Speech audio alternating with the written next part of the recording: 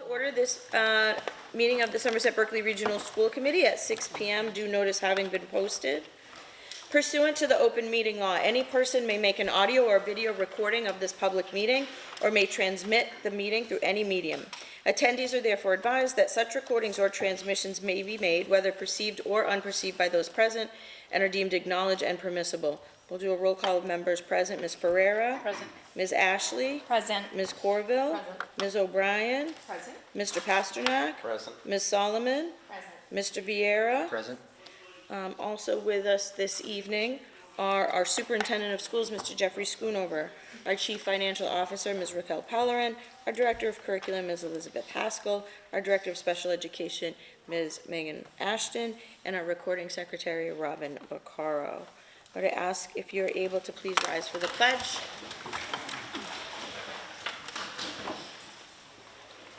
I pledge allegiance to the flag of the United States of America and to the republic for which it stands, one nation, under God, indivisible, with liberty and justice for all.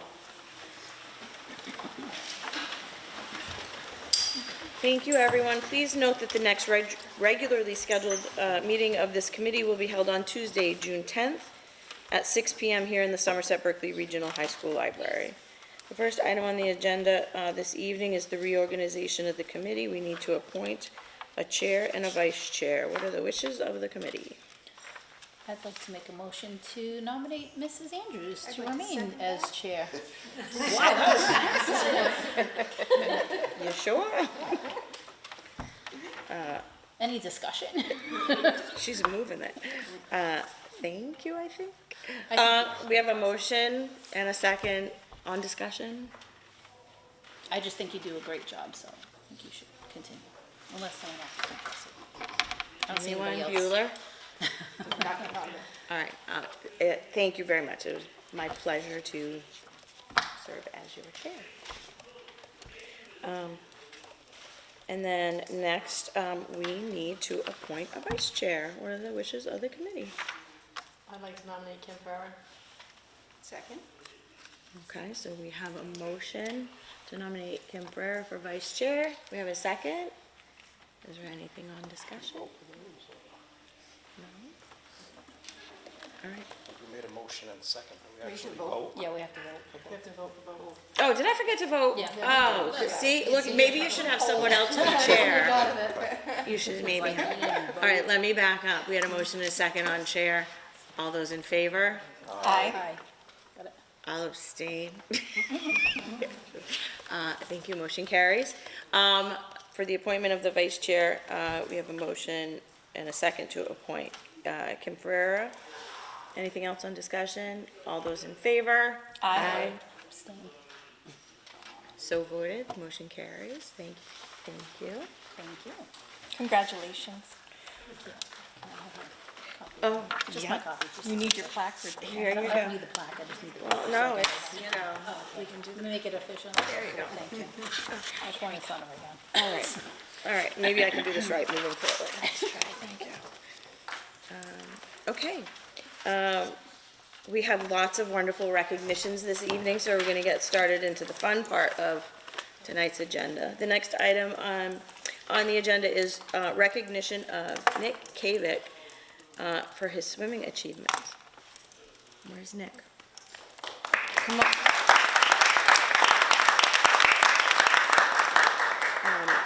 You're gonna have to come forward so we can properly acknowledge and maybe a little bit embarrass you. All right? So, let me, oh, and I need my glasses. How are you? Good, how are you? I'm good. All right, we're gonna read this for you, okay? At a meeting of the Somerset Berkley Regional School Committee on May 13th, 2025, a citation was prepared and signed by the members of the committee and will be voted and inscribed in the permanent records. In recognition of your numerous swimming accomplishments, including state championships in the 50 and 200-yard freestyle, setting numerous new state records, chosen by both the Boston Herald and the Boston Globe for all scholastic awards, recognized by USA Swimming for the Scholastic All-American Award, named the Boston Globe's Winter 2024-2025 Boys Swimming Athlete of the Year. Your perseverance, your discipline, and athletic excellence have brought pride to Somerset Berkley Regional High School and motivated and uplifted those around you. We commend your achievements and celebrate your commitment to excellence both in and out of the pool. You will be attending the University of Tampa. Good for you. Take us with you. Majoring in biology with a concentration in marine and environmental sciences, and we extend our warmest wishes as you embark on the next chapter of your journey. May it be marked by achievement, fulfillment, and much happiness. Be it hereby resolved that the members of the Somerset Berkley Regional School Committee commend Nicholas Kavik in the official minutes, recording the expression of appreciation and gratitude to a distinguished student at Somerset Berkley Regional High School.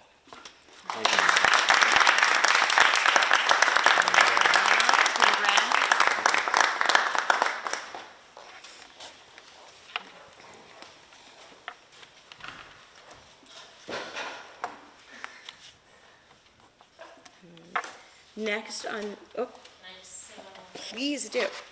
So, one thing that I just wanted to bring up is that for all of our other state championship winners, the school committee and the district has presented them with rings. And Nick, tomorrow, Mr. Francis will be calling you down to size you for your state championship ring. So, Awesome.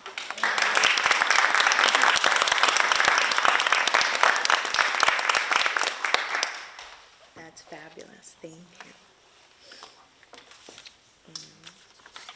Next on the agenda, we are here to recognize Ryan Vieira and Allison Kettle, who's not here, so we'll read her recognition into the minutes. But Mr. Vieira, come on down. Oh, they grow up so fast. Okay. Do you want to read? No, I think you're doing a great job. Okay, Ryan. At a meeting of the Somerset Berkley Regional School Committee on May 13th, a citation was prepared and signed by members of the committee and will be voted inscribed in the permanent records. The Somerset Berkley Regional School Committee proudly recognizes Ryan Vieira for his exemplary service as the student representative to the school committee during the 2023-24 and 24-25 school years. Throughout his terms, Ryan has demonstrated leadership, responsibility, and a deep commitment to representing the voice of the student body. His thoughtful insights and articulate contributions have enriched this committee's work and strengthened the bridge between students and school leadership. We commend Ryan for his dedication, integrity, and advocacy, and we wish him continued success in all his future endeavors as he attends the University of Oklahoma, go Okies, for aviation to become a professional pilot. Wow. That's awesome. Thank you. Be it hereby resolved that the members of the Somerset Berkley Regional School Committee commend Ryan Vieira in the official minutes, recording this expression of appreciation and gratitude to a student member of the Somerset Berkley Regional School Committee, and extend best wishes for happiness and success in all his future endeavors and future educational and career endeavors.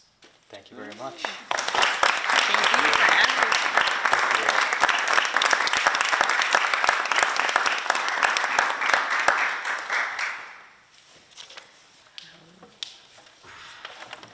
We're fortunate this year to have two student reps.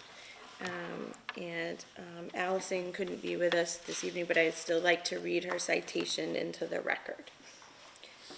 At a meeting of the Somerset Berkley Regional School Committee on May 13th, 2025, a citation was prepared, signed by members of the committee, and voted inscribed in the permanent records. It is with great pride that we recognize Allison Kettle, who served as the student representative on the school committee.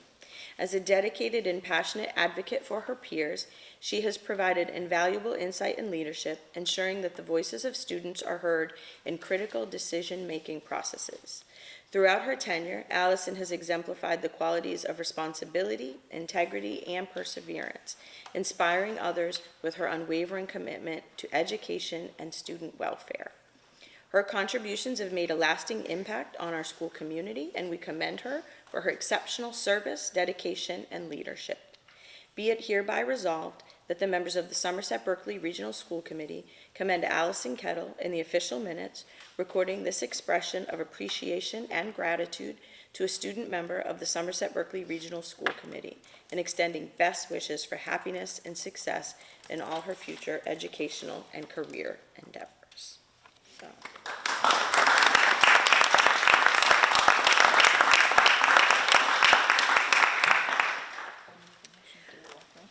So at this time, I just want to say that not all school committee meetings are sunshine and roses, but the best part of our job, I think, is to work with and recognize the achievements of our amazing student body. And so there are three this evening. It's been tremendous to work with you, and Nick, you're a legend. At this time, I would entertain a motion to adopt the citations as prepared for Nicholas Kavic, Ryan Vieira, and Allison Kettle. Second. Motion by Ms. O'Brien and seconded by Ms. Ferrer. Is there anything further on discussion? Hearing none, all those in favor? Aye. Opposed? So voted. Okay, we're not done recognizing folks yet. The next item on the agenda, I'm going to do my best with names. I'm going to recognize our April Visionaries of the Month. This month we would like to recognize Cecilia Costa, Nicholas DeMeo, Lexi Philippe, Cadence Gooch, Jonathan Jean-Marie, Kyle Pacheco, Jacob Pavo, Caden Pavo, and Aiden Svoboda. So congratulations to those students.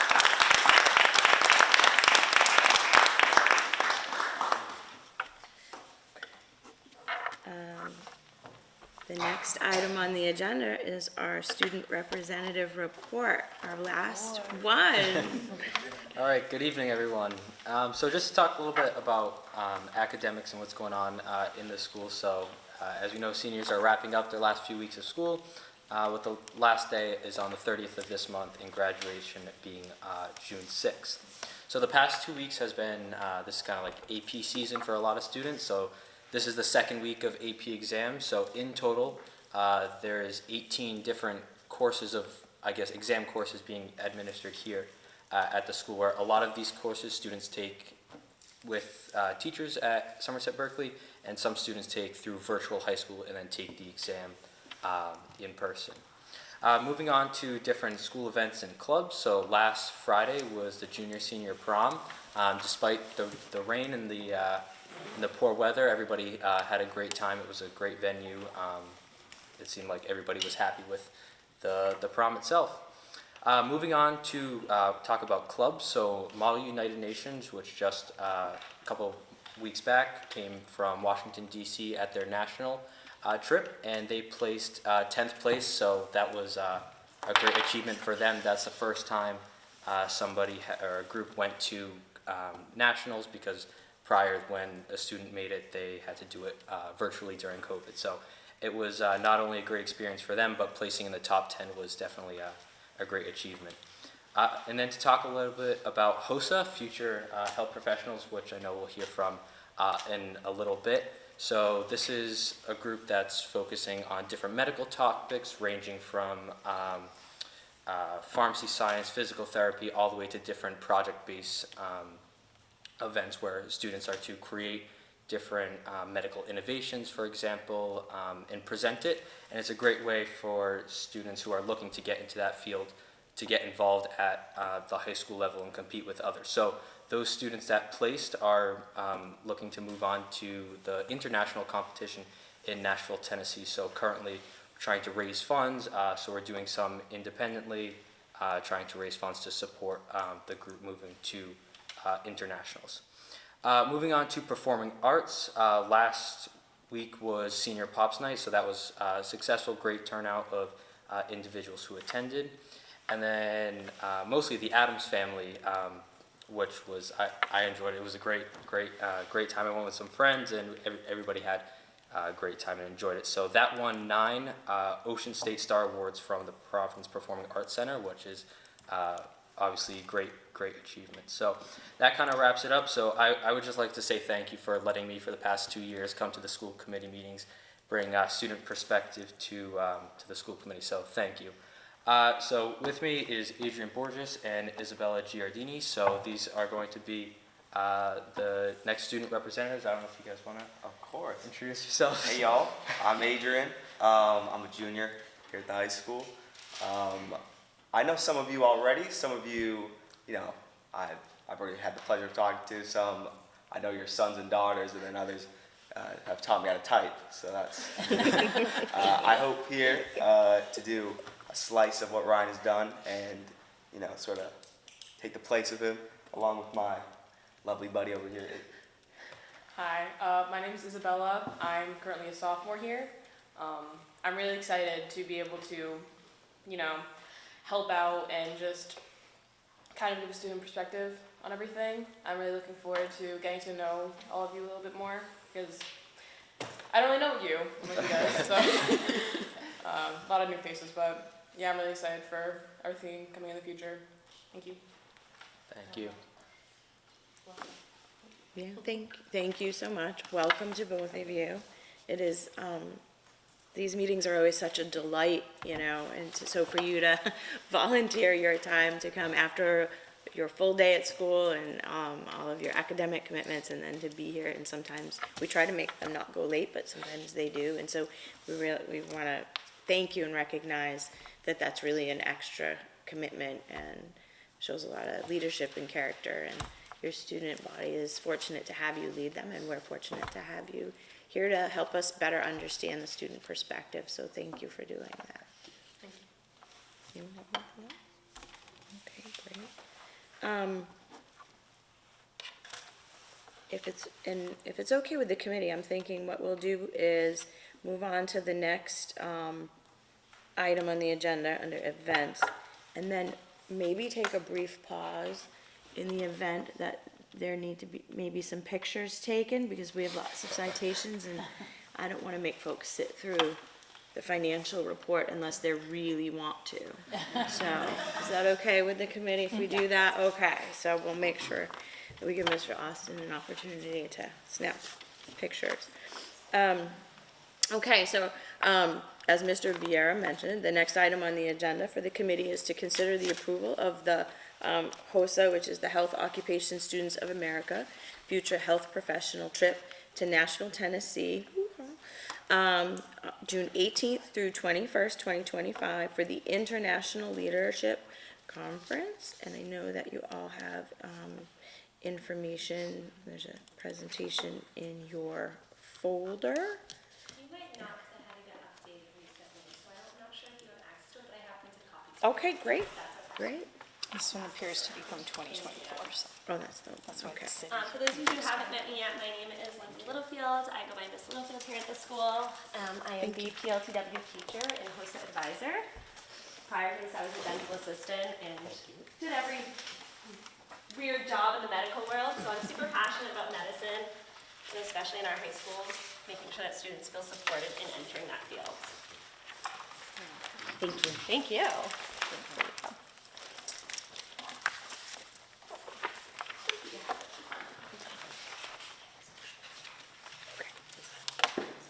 So HOSA is a club here. I don't know, has anybody heard of it before?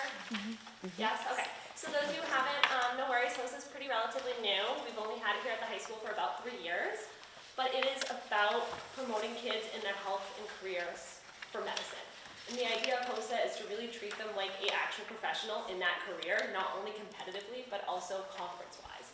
So when you're in a medical career, you have to attend a conference and keep up with your CTEs, and that's what these kids are actually learning to do right now. So I'm actually going to turn it over to them so they can introduce themselves and what they placed in. My name is Jacob Wilson, and together we placed third in the medical innovation category of HOSA with our research project on 3D printed bioengineered heart rate.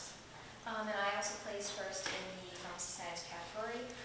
That category usually consists of a test, which is a 50-question multiple choice test, and then also performing a skill related to pharmacy science. The skill I performed was withdrawing liquid from a vial and also making sure that I got all my PPE on, making sure I'm protected while doing that.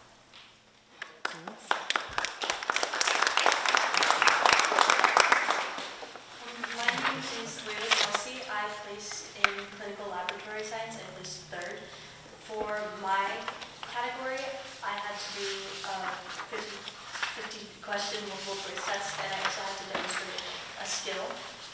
My skill was staining and preparing a blood smear on a slide for a microscope.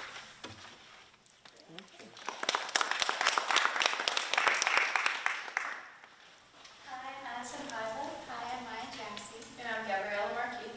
We all together placed second in the Emotional Well-Being Challenge, and we basically make a project, and the teachers to the class, and we have them take a pre and post test to see how much they retain the information, and we make a summary on their findings. Our topic for our project was the effects of underage drinking on mental well-being.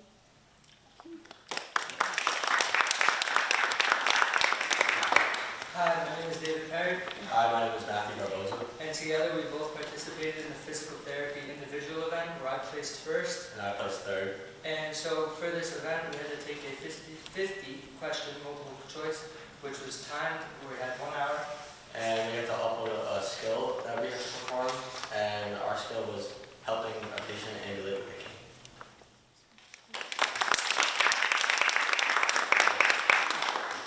So hi, I'm back again. So I placed third place in pharmacy science. So at Grace, as Grace mentioned, it was a 50-question multiple choice test that was timed, and then we also had to record a video and submit that of us performing the skill that was required. So withdrawing liquid from a vial was one of them. So you're in scrubs and everything. I know I was in my house late at night in scrubs and just withdrawing liquid from a vial. So it's a lot of fun, and even if it's something that you're not going into that field, just widening your knowledge on different talks is something that's very important. Absolutely. And then we also have Julia, who could not be here, and Nathaniel and Jasper, who also placed in their categories as well, who could not be here. They're at meets and games, whatnot, so you can see them running outside, but not in here. I also wanted to commend that we have 70 students in our club. We're one of the larger clubs at SB. So this competition that they compete in at states is extremely rigorous. It is not like an easy, foreseeable, if I just enter and submit something, I'll win. Like, this is a very difficult project, and these students can attest. They actually were in during all of February vacation in my classroom. My husband loved me because I was here all February vacation, but they all really dedicated their time outside of school hours on top of already being in some rigorous courses. A lot of these students are in the PLTW pathway or in AP classes, and they're going through a really challenging time where they have so many courses that they were studying for, and they still were able to come on top and receive a placement. Placing in the state competition does allow them to advance to the ILC, International Leadership Competition. That is a super privileged opportunity, and we want to make sure that we're supporting our students in receiving it. It's something that in high school, I only got to go to once, and when I was a member of this way back when, and knowing that the effect it had on me, going to it once, it is very important to me to make sure that these students are able to achieve getting there and going there, because it is not easy to get the ticket to go. The international leadership is much like our state leadership conference, except on a larger scale. It is also international, so we're meeting students from different countries as well as states that are in our backyard. It also gives students an opportunity to meet healthcare professionals because they also fly into this to do their CTE credits. So they actually get to have a little bit of mentoring from healthcare career professionals that are in their career. I'm actually going to turn it over to our treasurer, Grace, to talk a little bit about our ILC experience. I placed first place in pharmacy science last year, so I attended ILC in Houston, Texas, and I think Liz alluded to it very nicely. It's just such a great opportunity, and it's really something that I'm very happy that I was able to have the opportunity to participate in, and especially again this year. You get to participate in something called pin trading, and that just is one of the little parts of it. We have things to show you. We know that this is like a new world for some of us, so we brought things to show you this year. But that's kind of one of the things you get to do. You get to meet a bunch of different people from all over the world. It's an international competition,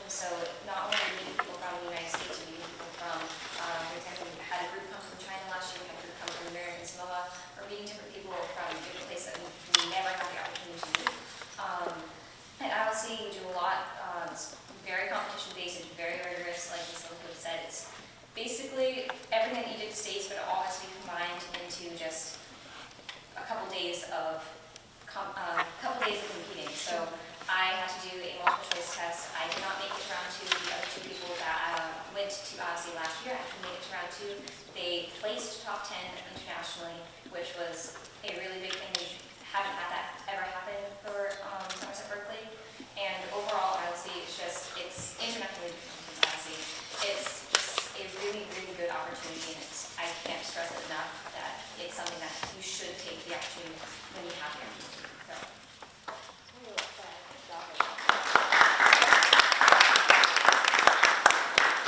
If you have not heard of anything of this sense before, I know this is a lot of information at once, I did kind of give you a little typed up version of what we just went over, just to explain it in case it just feels overwhelming.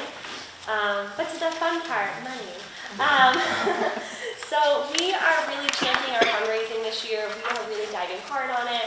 I know last year I came to you and we were like, we didn't know how we were going to make it work. But this year we have a plan. We have really executed a really awesome plan with our treasurer, Grace, so kudos to her. Going through it, our national fee is $125 per student. And then we have already covered our hotel. We actually got a discount from the hotel, and we were in a lottery system with that, so we did get that, and that's secured already, so we're awesome there. And then our uniform blazer, I'm actually going to turn it over to the fancy models. Do you mind standing up to show off the uniform? Our uniform blazer is $98 a student. Do you mind just coming around so they can see what makes it special? Because I know it looks like a blazer, but it's not. And then I'm actually going to ask Ryan and Layla when you feel comfortable standing up and talking about why this uniform is so important to us. So this does just look like a normal blazer, but the difference is the pins and patch present on the blazer.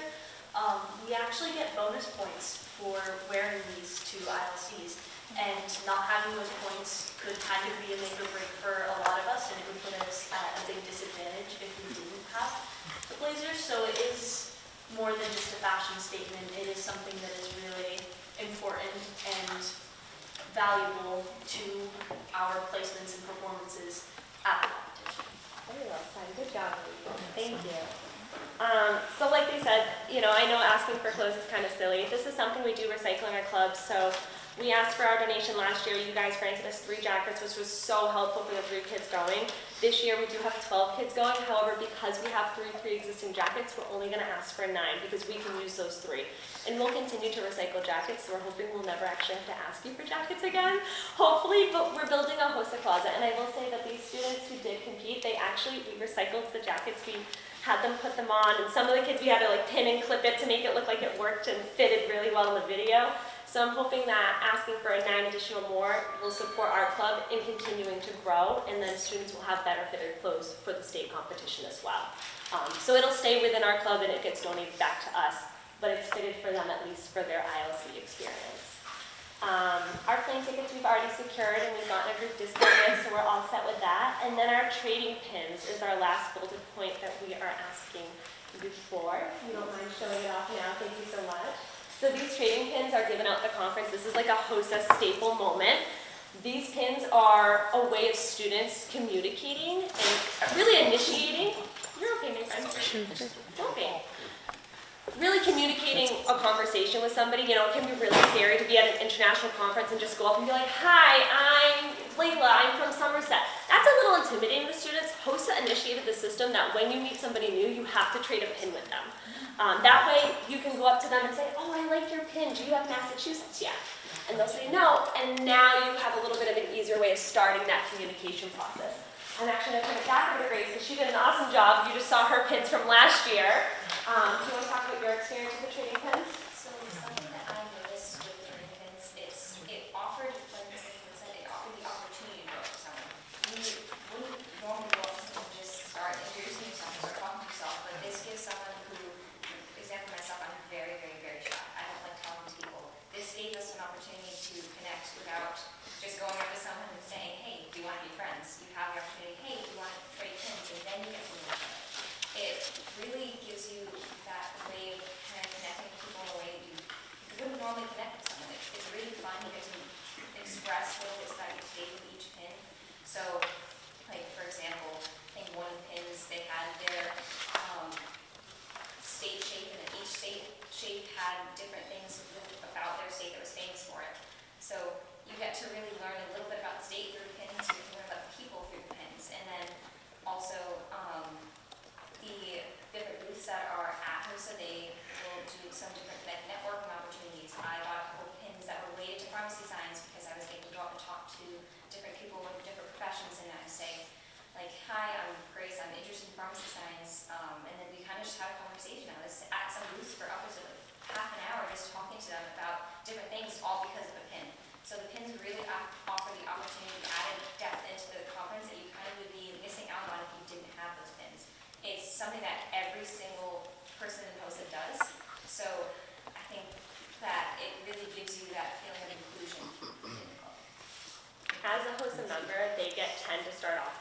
our state board gives them 10, and that limits the students. And a lot of states are comfortable with just 10, and they're like, yeah, we'll make 10 friends, but that's really tough for the kids, so I like to request 40 more. That gives the students at least the chance to potentially collect 50 friends, but it also doesn't limit them either. And then the extras we actually, from last year, we saved, and we sent to people who donated to us as a thank you gift, which you'll potentially receive later.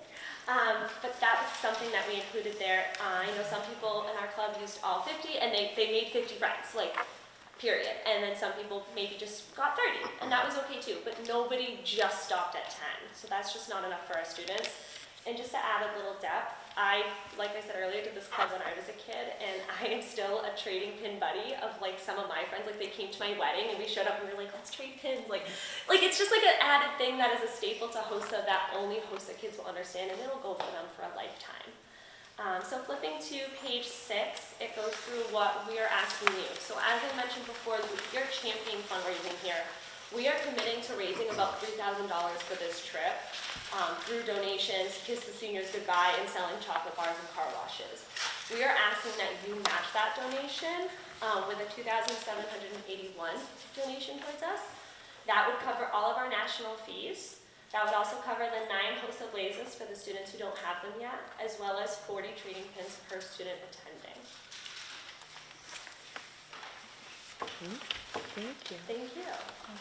Does anyone have any questions? No? No? I just, in addition to obviously the fabulous work that the students have done, I want to commend you. You've quadrupled the number of students who qualify for this event in just a year. Thank you. So I have a feeling you'll be back needing more money next year at that rate. I And that's a good problem. That's the goal. That's a great problem to have. So, thank you for advising the students and Thank you. I growing the appreciate the club. opportunity to be here, and especially through the PLTW program. You know, this is my dream job, so I wouldn't want to be anywhere else. No questions? Okay. In that case, I would entertain a motion. We're going to do this in 2 parts. First, I would entertain a motion to approve the trip to the June 2025 Health Occupation Students of America International Leadership Conference in Nashville. So moved. Second. Motion by Ms. Ashley and seconded by Mr. Pasternak. Is there anything on discussion? Hearing none, all those in favor? Aye. Opposed? So voted. Part 2, I would entertain a motion for the district to fund, as presented, the national fees, 9 uniform blazers that will become property of the district, and trading pins for students in an amount not to exceed $2,781. So moved. Second. Motion by Ms. Ashley, seconded by Mr. Pasternak. Is there anything on discussion? Only just to say, Ms. Andrews, I believe this is what we also provided last year for the students, and I would like to continue to do that for our growing population of students participating in this program. Yeah, and I would just like to add, I think, from high school age up through, your career as a teacher or superintendent or whatever you do in your life, things like this are very important, not just for networking, but continuing education. Jen and I were just discussing a cybersecurity summit last week up in Worcester, but I go to national summits, and it's very important for your career as you get older. So if you can start doing this when you're in high school, and making these contacts throughout a network, and putting in the hours, I think it's a very good thing. So I think I'm very happy to support it, as I'm sure everyone else here is. And I congratulate you all for placing where you did. Anyone else? I have just one question. Yeah, absolutely. Since it's in Nashville, is there any fun built into this? There is We going to the a little Opry, bit of fun or? built in. They're not happy with it, but I said that we should all go line dancing. I was like, you can't not go line dancing. We do have a little bit of fun built in where we can afford it, but the students are paying for that individually. That's awesome. All right, enjoy. Thank you. And then we have a token of appreciation. Do you guys want to go ahead and stand up and pass them out? we're gonna just do the vote and then, Yeah. all right. Oh, I So apologize, no, sorry. that's No, no. okay. I forget that often. All right, so we have a motion and a second. Nothing further on discussion. All those in favor? Aye. Opposed? So voted. So thank you so much, I appreciate it. You got it. Guys, you guys can stand up now. Oh, I didn't see you speak either. You want to stand up and say hi? I said that you placed, so maybe you can just wave and say hi. They made it all sweaty from tennis. What dedicated students we have in the hosted class. Awesome. Yeah, we went last year as well, and it was a great experience, especially not having to worry about the cost. We thank you guys again, and this will make it easier to worry about what we have to worry about with the competition, and not have to worry about funds. Thank you. That's great. Congratulations.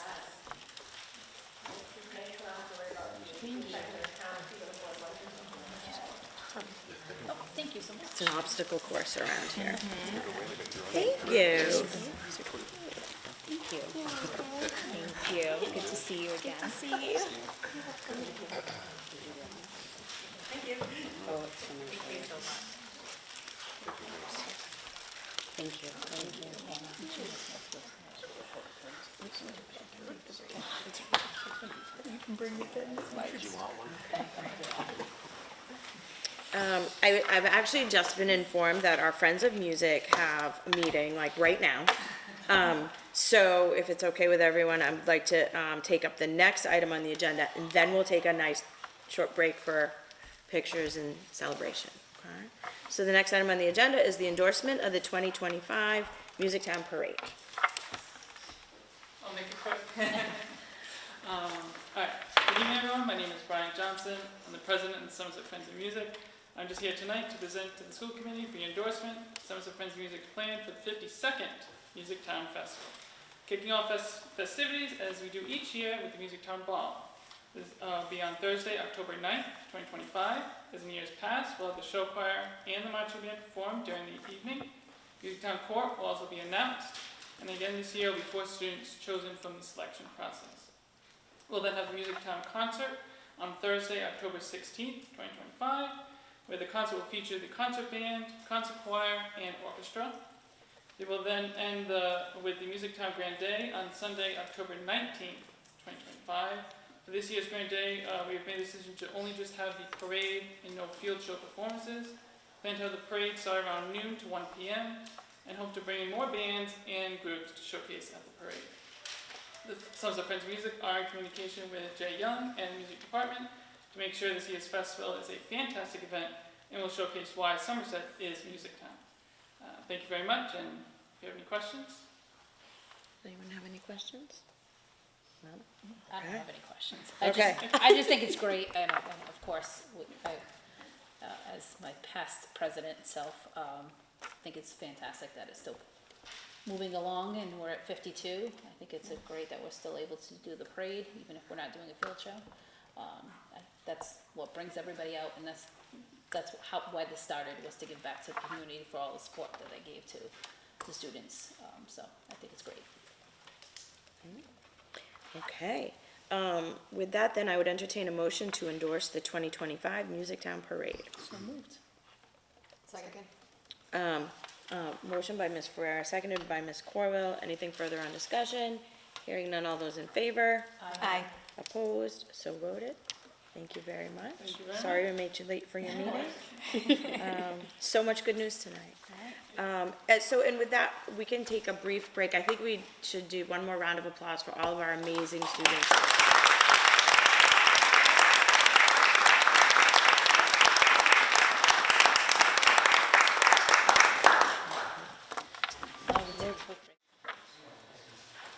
Okay. The next item on the agenda, under business and financial matters, is the April financial statement. Ms. Pellerin. So the April financial statement for the general fund is within the school committee folder. We're about almost 95% expended and encumbered. As we're wrapping up the last few months, we're looking at our year-end close. We also are aware of the changes to the policy, so at the next school committee meeting, we'll be bringing back budget amendments. And at a future meeting, we will probably bring back a vote for prepayment of special education tuition and other things to wrap up the end of the year. Does anyone have any questions about the April financial statement?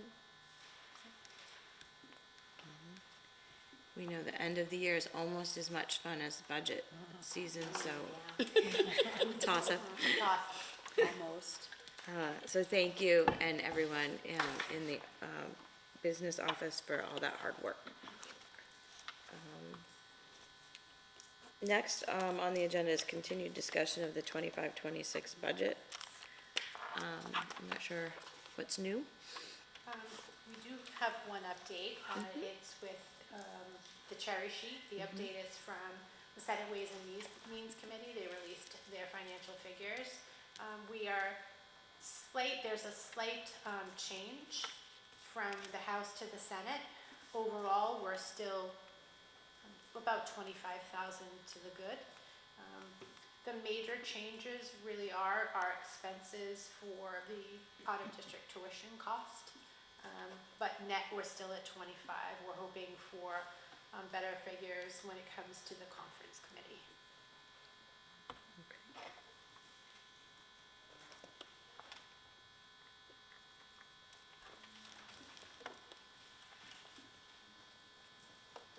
Does anyone have any questions? Okay, great. Thank you. The next item on the agenda, we are fortunate to have 4 new scholarships before us for approval.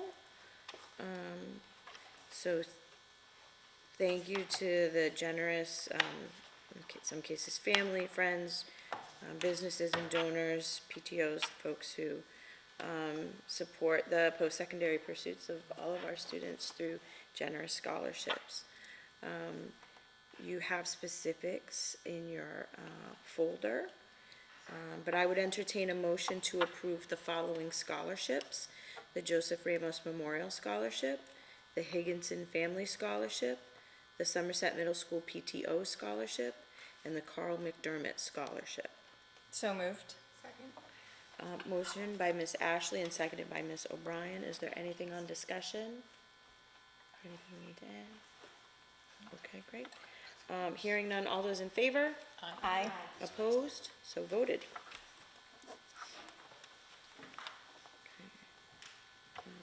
And then we're gonna move into the student teaching and learning portion of the agenda. And the first item, look at that, perfect timing. The first item on the agenda is the overview of the DESE school report card. Thank you. Every year, based on the accountability numbers and achievements of schools and districts from the previous year, DESE creates this district report card. Ms. Haskell shared the link maybe about a month or so ago when this information came out. So tonight I'm just providing a quick overview of the main points of this school report card. So first, when we look at our attendance, the components of this, it's looking at, you'll see mass core completion, MCAS achievement, student attendance, the percentage of students, juniors and seniors who are taking advanced coursework, percentage of students who are taking digital literacy and computer science classes, and some other measures. So it's really trying to understand the overall kind of pulse of a school and how students are achieving in that school and what opportunities the school presents to its students. So first, just in terms of student attendance, this is for the 23-24 school year. We have our average attendance rate of about 92%. Each student is absent on average about 13 days. And then just with we keep going back to our major subgroups. Our two major subgroups of students are students with disabilities and high needs students. High needs, if you recall, it's a little bit of a broader subgroup of students. It includes students with disabilities, low-income students, and English learners. So those 3 groups make up high needs. So just first of all, looking at this, the one that clearly jumps out is our students with disabilities, with an attendance rate of 86%, and the average student is missing 24 days of school. And as Mr. Schoonover, are students considered chronically absent if they miss 18 days? Chronic absenteeism is 18 days or more, it's 10% of the school year. So 24 days, that's now, what's that, about 13%.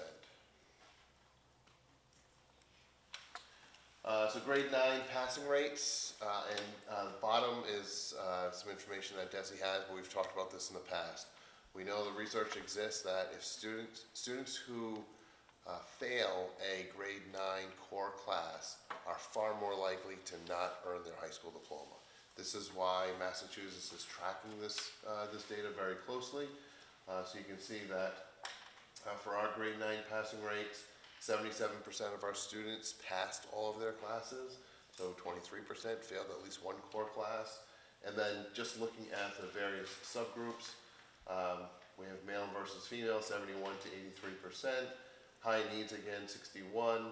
Our students with disabilities, 51% of our students passed all of their core courses, so half of our students with disabilities failed at least one core class. And then low income, that other major component that makes up the high needs is 61.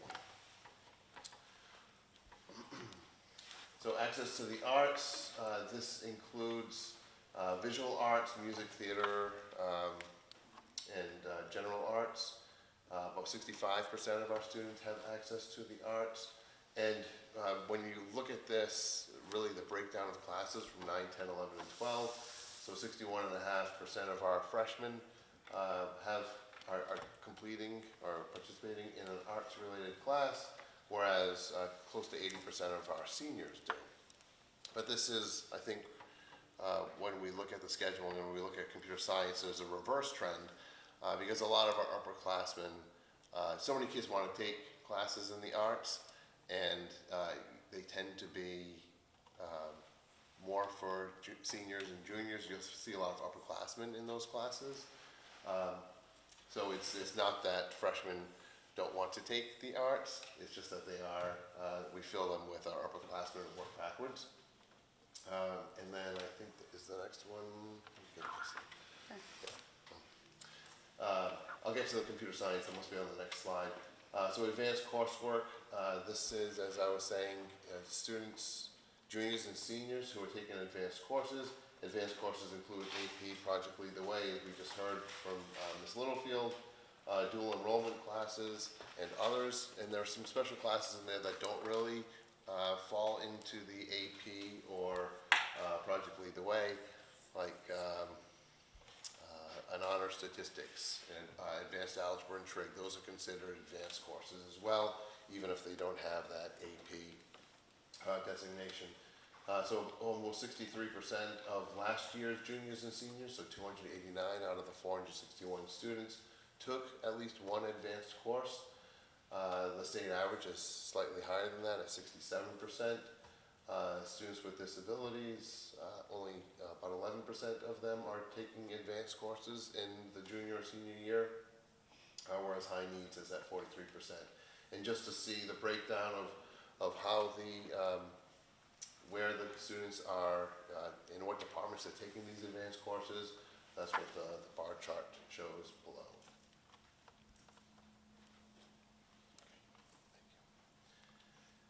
As I was saying, for the digital literacy and computer science, we know that we've been talking about access to computer science and how important that is for future skills and future jobs in the workforce.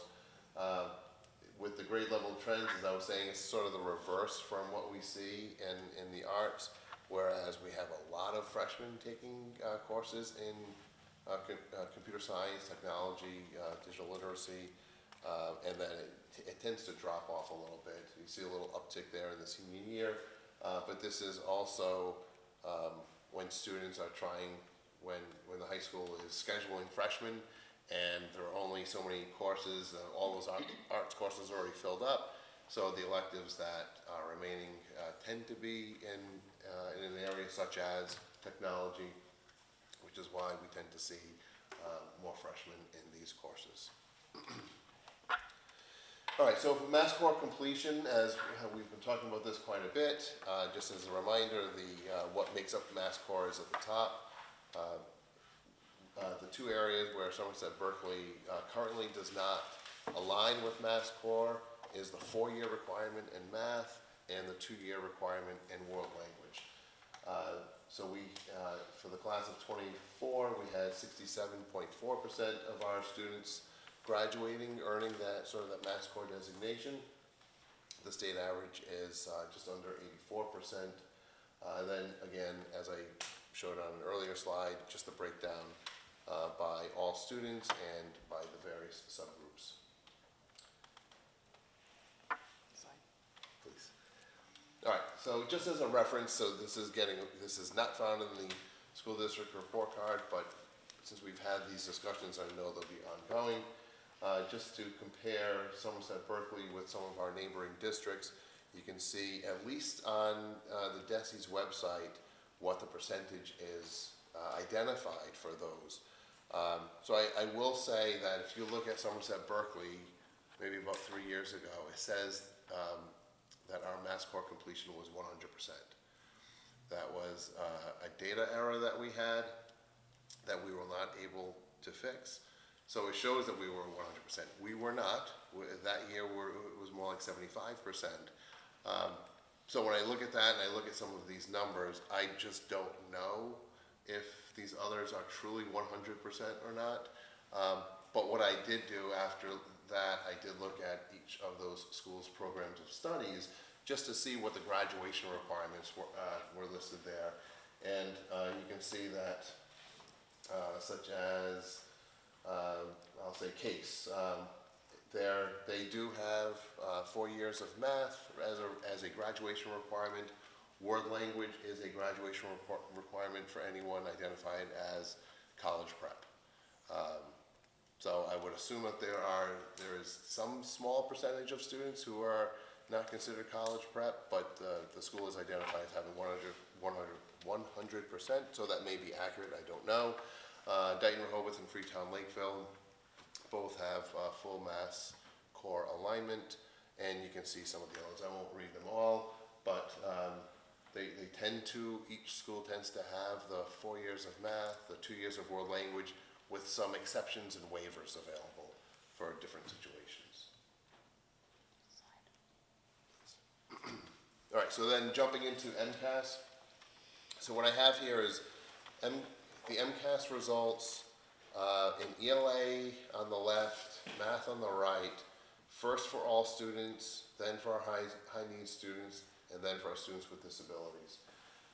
So we've seen these numbers in the past. Ms. Haskell walks us through these every fall.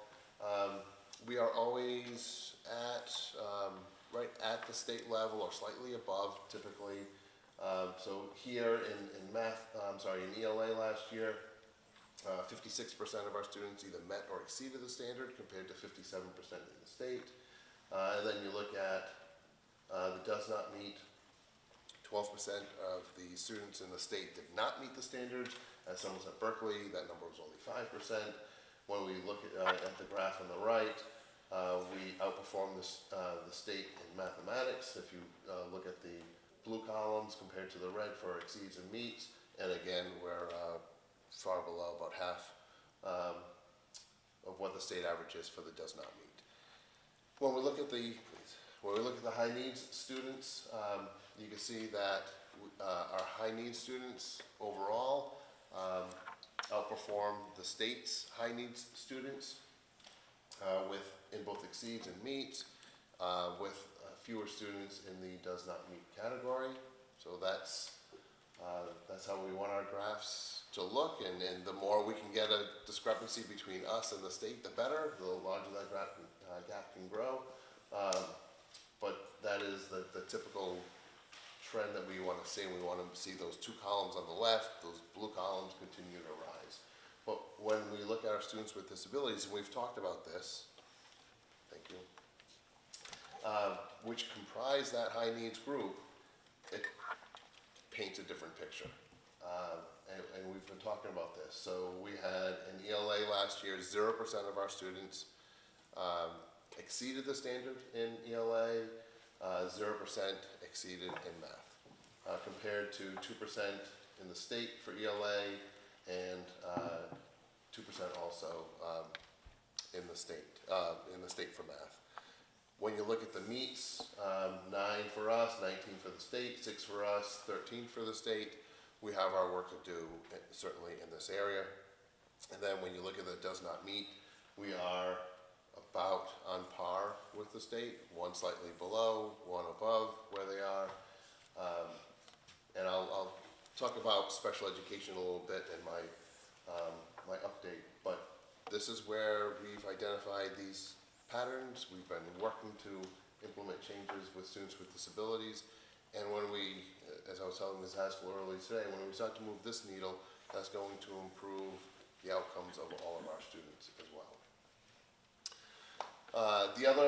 Another measure for Mass, the report card is the graduation rates. The top two are for Somerset Berkley, the 22, class of 22 in blue, and then the class of 23 below that. So we're at 94 and 95% of our students graduating in 4 years, compared to the state's averages of about 90%.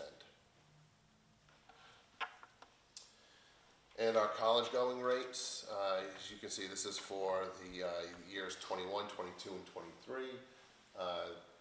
Percentage of students leaving Somerset Berkley and attending college is at 78, 77, and 70%. The state is holding pretty steady at 62, 63%. And then the last piece of information is on state spending, average per pupil spending. So when you look at these numbers in 2022, the regional school district averaged about $16,500 per student, whereas the state was $19,700. In 2023, it was a similar pattern. It grew slightly, $17,752 versus $21,256 as the state average. So, it is something else that the state is tracking, and obviously we are. I think it's not just Somerset Berkley. This area of the state tends to fall under the state averages. And just some high-level areas for improvement. We've talked about increasing mass core completion. We do know that the more requirements that we put in, it's less we're taking away as electives for students. But 67% versus 84% in the state, that is a pretty sizable margin. And increasing our mass core completion is something that is part of our strategic plan. That is one of the goals that we had when we developed that plan about 4 years ago. Improving student attendance, so 92% is certainly better than the state average, but we can do better than that, and that's actually been a goal that we've been working on in the 5 schools in Somerset and Somerset Berkley for the past couple of months. And in fact, we've improved our chronic absenteeism numbers pretty significantly just over that period of time by some of the interventions that our principals have implemented. And as of right now, we're ahead of our targets for next year that were established for 2025. So hopefully the last 25 days or so of the school year, we can maintain that same pace that we're on and come in under what was expected of us.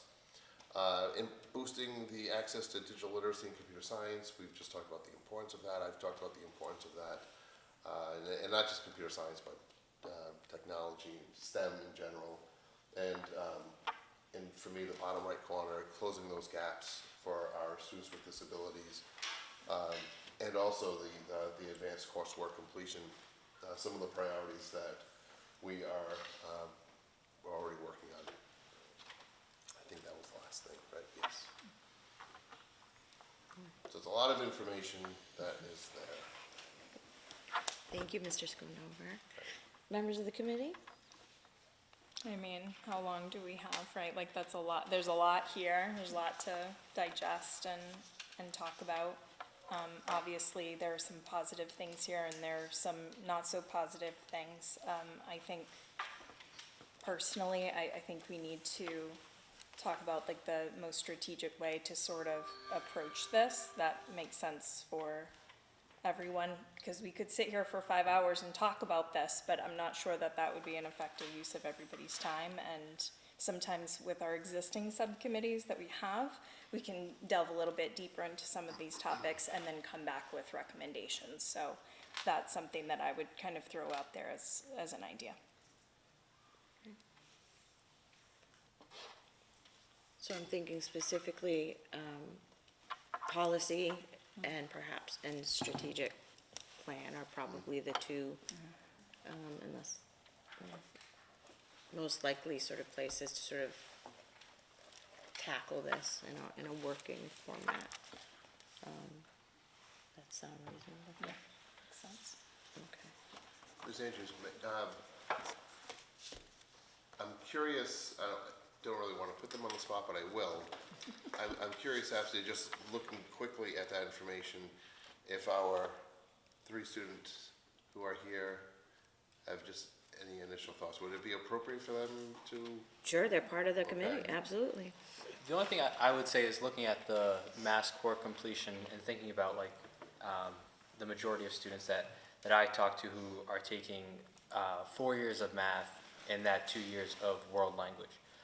Most people that I see do, especially in that 4th year, that senior year, do take a math class, whether it's whether they didn't take like a statistics course, because that's like oftentimes that's kind of it's not an elective, but that's what they take senior year. So most kids, I would say, do take 4 years of math, and then world language is something that I would say not as many people take that 2 years, but definitely a decent amount. Would you agree? Decent amount take those 2 years.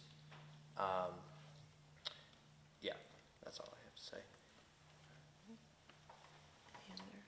I think for world languages especially, most of the time I think it just depends on the batch of kids that you get. I mean, sometimes they work, with each other to sort of boost morale a little bit, because it is another class, another honors class that it's another thing to work on. So I think when they push each other, I think definitely you get swings of kids who want to take all 4 years of language, and then maybe sometimes you get people who want to take 2 years, just enough. I think at the end of the day, what relates to all of this, it all kind of boils down to no matter what you do, it's really up to the student to how they're going to choose to spend their time in high school. You can take a thirsty horse to the river, but you can't make it drink. That sort of idea. So you'll obviously always have your students that are doing all 4 years of language, all 4 years of math, English, all of that. And then there's going to be the students who choose not to do that. And that's really just an individual decision at that point.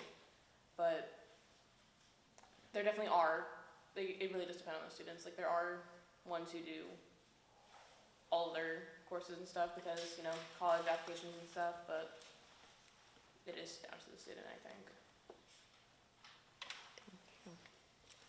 Well, I have one comment, and it's maybe more of a question, actually, because I'm not well-versed yet in this area. But, so say, we're looking at 67% for Somerset, and we're looking at 83 or 86%, whatever it was for Durfee, but they had a waiver for foreign language. So I thought, without knowing, is that they probably have some kind of waiver for kids who can speak a second language at home, like Portuguese kids, because they have a lot of Portuguese speakers in there, and if they can test out of it, they just kind of let them, fulfill it through the waiver. So if we had a waiver like that, would that bring up our score there? Because I know we do have kids in this town who can speak a second language, and maybe they're already taken 2 years, but maybe they're saying, hey, I can already speak Portuguese, why do I need to take Portuguese or Spanish or whatever because I already know it, so they're taking other classes. It's a good question, and I don't know how schools work if someone is already proficient in another language. There is something else, and I think Ms. Andrews has mentioned the biliteracy seal. Is that what- Seal okay. biliteracy. Yeah, seal biliteracy, thank you. As something else to explore. But some of the waivers that I'm familiar with are if a student is in a Chapter 74 program. And so they're taking all of their core classes, but then they're also taking a shop, whether it's, let's just HVAC, electricity, whatever. So because that there is such a course requirement in those, oftentimes kids are allowed to waive the language requirement because they need the extra credits in some of those Chapter 74 areas. That's one common waiver. Another might be a student with a learning disability that has a significant language disability. And if learning English is such a challenge, learning a second language would be even a greater challenge. So I know that there are waivers for situations like that as well. So do we have any waivers in place here? We don't require world language at all. We inform students that in order to go, if you want to go to college, colleges are looking for you to have at least two years in a language. And if you want to go to a highly selective college, they're looking to have 4 years of the same language. And students know that when they're meeting with our counselors. And that's probably why we saw that we have 70% of our students going on to college, and we have a 67% rate for Mass Core. So those two numbers are similar because of that. Students who are going to college know that they need to take 2 years, with community colleges being an exception. So I guess my question is it because we don't require the 2 years of world language that kids don't take it, and that's why our score is lower?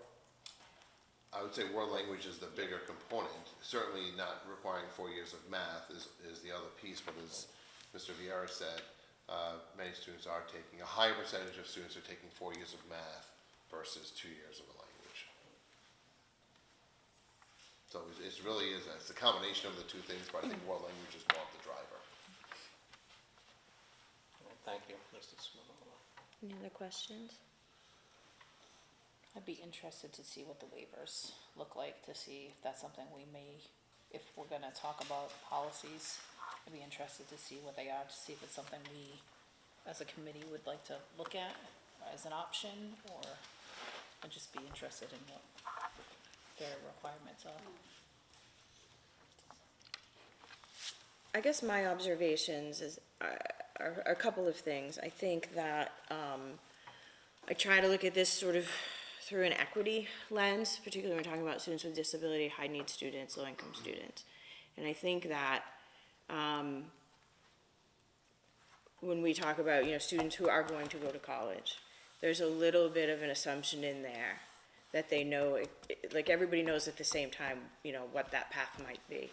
And I think in the world we live in now, there's fluidity, right? And we also there are different access points to higher education.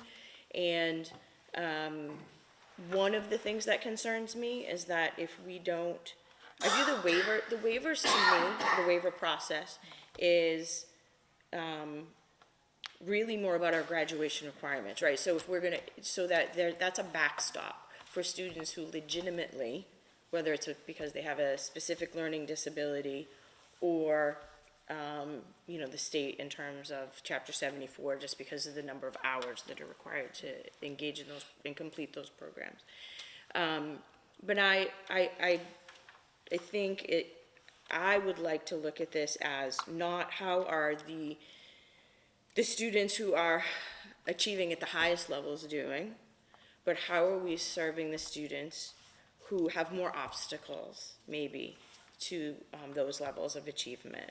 We know we have we spent the whole first part of this meeting celebrating tremendous success of our students. And I think, and that's important to do, and it's fabulous. What worries me sometimes is that we need to pay, and we all need to do this. I've been on this committee for feels like a long time, and really haven't had this discussion, so this is like on me. I'm not pointing fingers at anyone, but I think it's important that we look at these things and we think about our most vulnerable students. And what are we doing? I think raising expectations, high expectations and high support are sort of like, I think, the approach that I would like to see us sort of double down on. And there are students who will sit, I did this as a school counselor, who will tell you, I am not going to college, that's not my plan. And then that changes. And if we haven't sort of put in something like Mass Core, when they change their mind, if they change their mind, we're making it harder for them to move down that path. Not impossible, but if students have to take non-credit bearing courses, they have to take remedial, whatever the term is now, right, math, it's not credit bearing. And in order to get to that place, that can be discouraging for students too. And, how well prepared are they going to feel to take on those challenges? So for me, I'm all about celebrating the wins, and we have lots of them. But I think if Norton, if 87% of their students can meet Mass Core standards, there's absolutely no reason why Somerset Berkley students can't do that too. I think we have talented, skillful teachers, we have tremendous students, we have supportive families and community. So there's I think, is it time to look at maybe some processes and some structures, that maybe we need to think differently about, so that we can open up some of those doors and expectations for students. I think that we want students to have voice and choice in everything, but we also know as professionals and as educators, what kids need to be successful in whatever their post-secondary path is. And everyone doesn't have to go to college. There's lots of, and even colleges, what does that mean, right? Certification programs, there's all sorts of pathways. But I think we have an obligation that when you get that diploma, we're a lot of high percentage of our students are getting that diploma, but we have to, I think, feel confident that they've got the skills, the knowledge, and the tools they need to be able to make those choices and be successful in them. And I think we can do better. And I think, my question would be for the administration to think about what support might be needed from this committee to help implement some of those things. I think looking at policy and strategic plan and maybe sort of turn it back to the subcommittees would be smart. Very specifically for me, I think math is a huge priority. I don't, if 80, I think Dr. Brailsford, I think it was around 80%, I could be at a previous meeting, but 20% of students aren't. That's significant. And pretty much everybody else is requiring it. So I don't think our kids are capable of it less than anybody else's kids. That for me is a priority. World language, again, it's about an entree into 4-year schools. Kids might not select that, but don't we have an obligation to prepare them? And if we know those are the requirements, I think we have a duty to do that. Now, I think that we could maybe look at being more flexible with our program of studies in terms of electives, because we want kids to do the arts and do all those other things that bring them joy and allow them to showcase their talents in other ways. So I think we need to look at semesterized courses, so that it doesn't have to be either or for kids all the time, right? And also, if your electives are a year long and you don't know if you're going to love computer science, if I'm a student, I'd like to try it. Let me do it for a semester in an introductory level, or art or jewelry, whatever it is. Let me try it, right? And then let's move along. So I think we have to make sure that whatever structures we have in place are serving our kids and not, year-long classes are easy, like in terms of scheduling, relatively. Nothing's easy in terms of a master schedule, but, right? When you start breaking things up, it's harder, but it also gives kids more opportunities. I don't think it's an either or. I think we can elevate our standards and our expectations. We are, I think, fully committed to providing more support for students to meet that. And that doesn't diminish student choice, because we can be creative, I think. So, you know, I'm very concerned about when we look at things like advanced coursework completion. Like, again, that's, I think we can do better than that. And I think about equity when I think dual enrollment is a perfect opportunity. And it's not supposed to be about stacking stuff and padding your resume. Really, dual enrollment in early college is about giving students opportunities, particularly low-income students, first-generation students, to sort of challenge themselves that way and accumulate the credits to make them be able to move through 4 years, because we all know every year of college is super expensive. So whatever you can accomplish earlier. So I don't mean to go on and on, but I feel pretty passionately and strongly about it, because I know our staff can accomplish it, and I know our kids are capable of it. And I just think I'm grateful for the presentation and the thought that's gone into it. And I think we've got like some working group activity to do. I don't know, is there a policy meeting between now and the next meeting? I don't think we have one scheduled, but it's easy enough to do. I don't know if our friends on the policy would be willing to, well, we're gonna talk about subcommittee assignments too. But I think, as a starting point, because we already had a first reading on some proposed changes, and perhaps after this presentation and discussion, perhaps the policy committee could come back and look at that with an updated proposal for things like the graduation requirements to start. And obviously those are a phase in usually. So, and then I think for the strategic plan, maybe that's more things like supporting early college or dual enrollment, or I don't know, expanding AP and other types of things. I'd love to see sophomores taking AP classes, or even freshmen.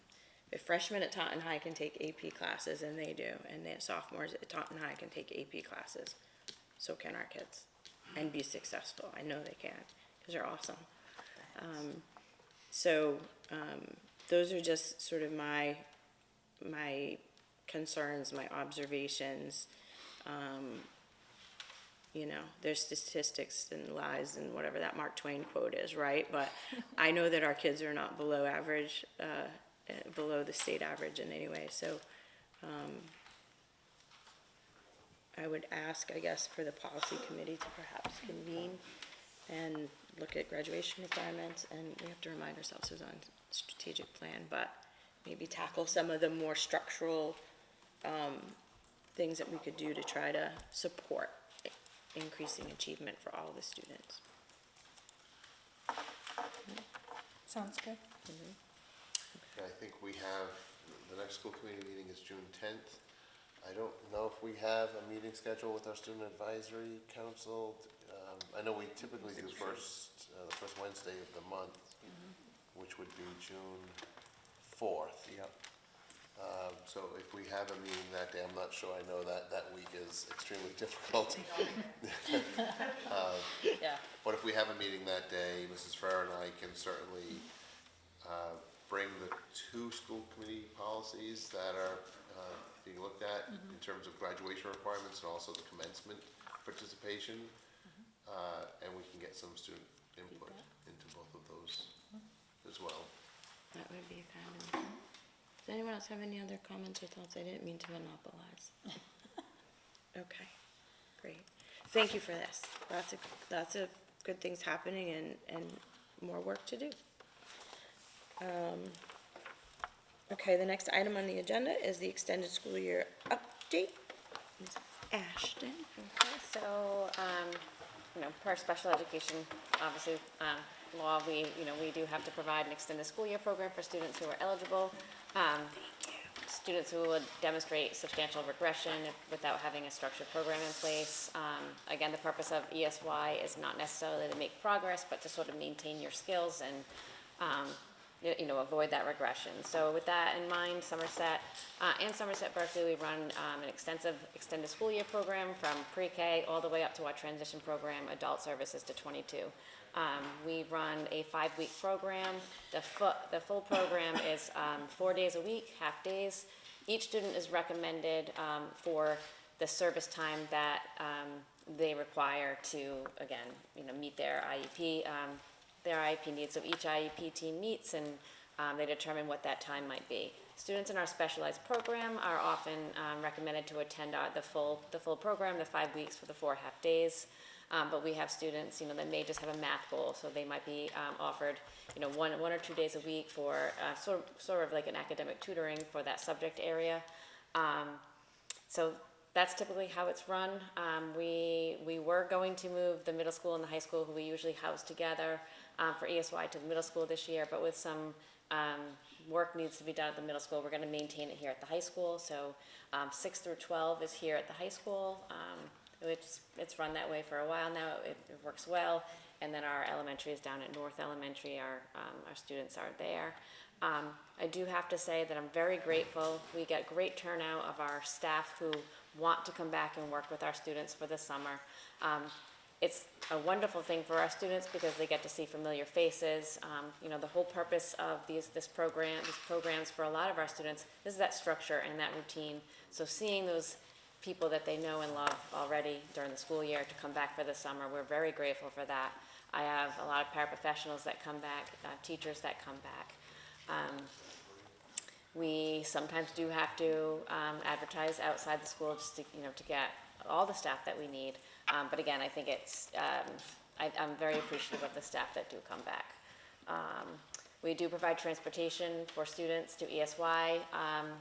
Any student that has specialized transportation all year long throughout their van service, of course, is continued. We are required to also, if we recommend ESY for any student, to provide transportation. We are asking that parents sort of work with us and support student transportation if they're able to, because we do put together our yellow bus routes, and we've tracked it the past couple of years, and you'd have buses coming with 1 or 2 students on it. So we do appreciate many parents are willing to bring their students, again, because they might be only coming for 2 hours and the bus is only going to come the beginning and the end of the program. So a lot of parents choose to drive their students anyway, but we do provide transportation as we're required to do. I think we've sent the registration information out to parents, so we're just starting to get the, parents who, it's an optional program, you don't need to accept it. So we're just starting to get the inquiries back and acceptance of the program, and then I hire staff according to the number of students that we have, that will be attending ESY. So we already are listing the staff that are interested, same time as we're getting the student interest, and then we'll sort of match our placements. But again, just appreciate that. We do tend to have good turnout for both students and staff at our programming. Any particular questions or anything for me?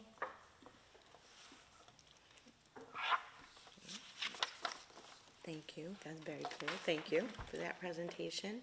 If there are no questions, I would then entertain a motion to approve the pay rates associated with entitlement and competitive grants for the 24-25 academic year as outlined in the memorandum from Mr. Schoonover. So moved. Motion by Ms. Ashley, seconded by Ms. O'Brien. Is there anything further on discussion? Hearing none. All those in favor? Aye. Opposed? So voted. Thank you. We hope you have a great summer. The next item on the agenda is professional development update. So I was just wanting to kind of share the update from this year, some of the things you've already heard. So it's just a recap, and we have actually had some successes and worked with some outside PD providers. And so, if you recall, we have PD pathways here at Somerset Berkley Regional High School, and so teachers have had the opportunity to be part of a different pathway each year, but when they're in the pathway, they are in that pathway for the entire year. So every time we have an early release day and we provide professional learning, they're going to that pathway.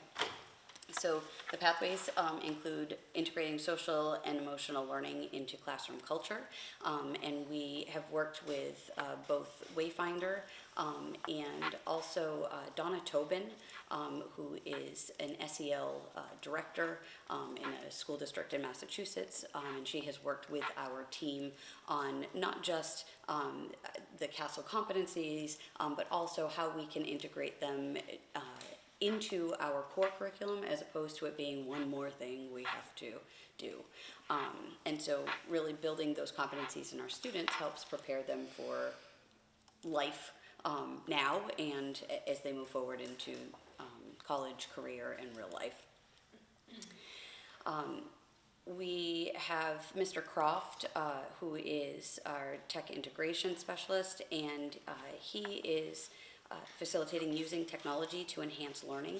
So our teachers are not only using their new tools or learning new tools, they're also, again, working on their curriculum and their instruction and how to integrate that into their classroom. And we really try to support a make and take model where teachers are able to take what they've learned today and go into the classroom and use it tomorrow immediately. And it also, as we kind of talk about those scaffolded supports, you have Mr. Croft, who is here kind of doing that share out and the support in terms of designing, but also can push into the classroom and provide ongoing support to teachers as they are integrating it into the classroom. We are also, just like having Mr. Croft, who is internal and facilitating, we also have 3 teachers who are running Building Thinking Classrooms, the Humanities Edition. So Peter Liljedahl is the author of a book called Building Thinking Classrooms, and the book is really focused on math, and he has done a lot of research related to best practices, best instructional practices. And our team had the opportunity to participate in a course with Peter Liljedahl. It was a synchronous course that actually the principals and I, along with these teachers and some teachers from the elementary, have participated in. It was a 7 p.m. course, and it was Peter himself who was teaching it, which was really cool. And what these our teachers did, our team of 3 teachers, Mr. Chase and Ms. Bergmeyer and Ms. Cabral worked together to design a humanities version of these strategies, instructional strategies. And so our team of teachers who are in this cohort are working with their non-permanent vertical surfaces, whiteboards, and in teams of 3, so that teachers are able to see the learning that's happening, it's visible, but also talking about how we might integrate these different instructional practices in a humanities classroom, which is different than a math classroom. So it has been really inspirational, and they've worked really hard on that collaboration. We are also working with another facilitator from Throughline, and Reaching and Teaching All Sophomore Learners is the title. You may remember last year it was Reaching and Teaching All Freshman Learners. As we were working to de-level our courses, this is the cohort of teachers who are teaching sophomores. So these strategies are about how we are best meeting the needs and responding to the needs of the students who are in front of us. With this Reaching and Teaching All Learners, we are also doing a student experience survey, and we are surveying the entire school. And so we have data from last year and data from this year. So we did a middle of the year, and we just on Friday was our end of year student experience survey that we administered.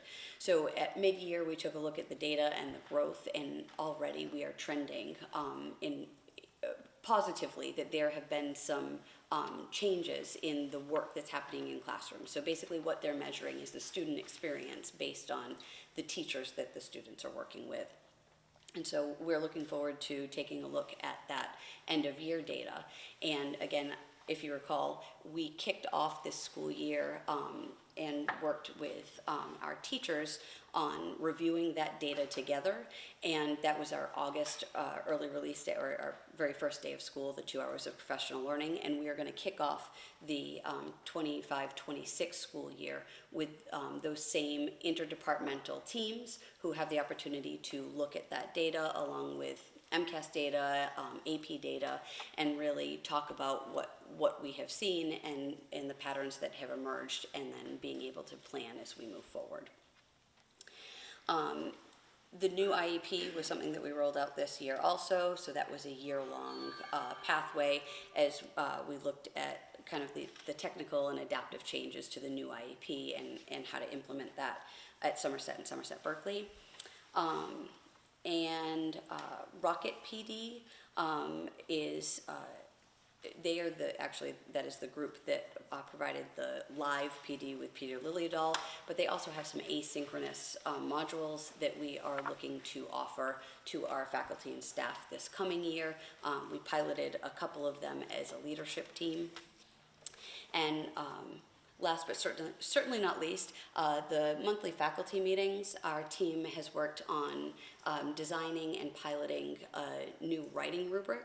And so again, teachers are able to give some feedback, use the rubric, make some adjustments, and we're looking to roll that out next school year. We're also looking for some vertical alignment as we look at the middle school and eventually to the elementary in Somerset. Our jumping off point was the AP writing rubric, and we have made some adaptations and modifications again to make it age appropriate, and we'll be able to again make those adjustments as we kind of move for some vertical alignment. Anything that I missed, Dr. Brosford?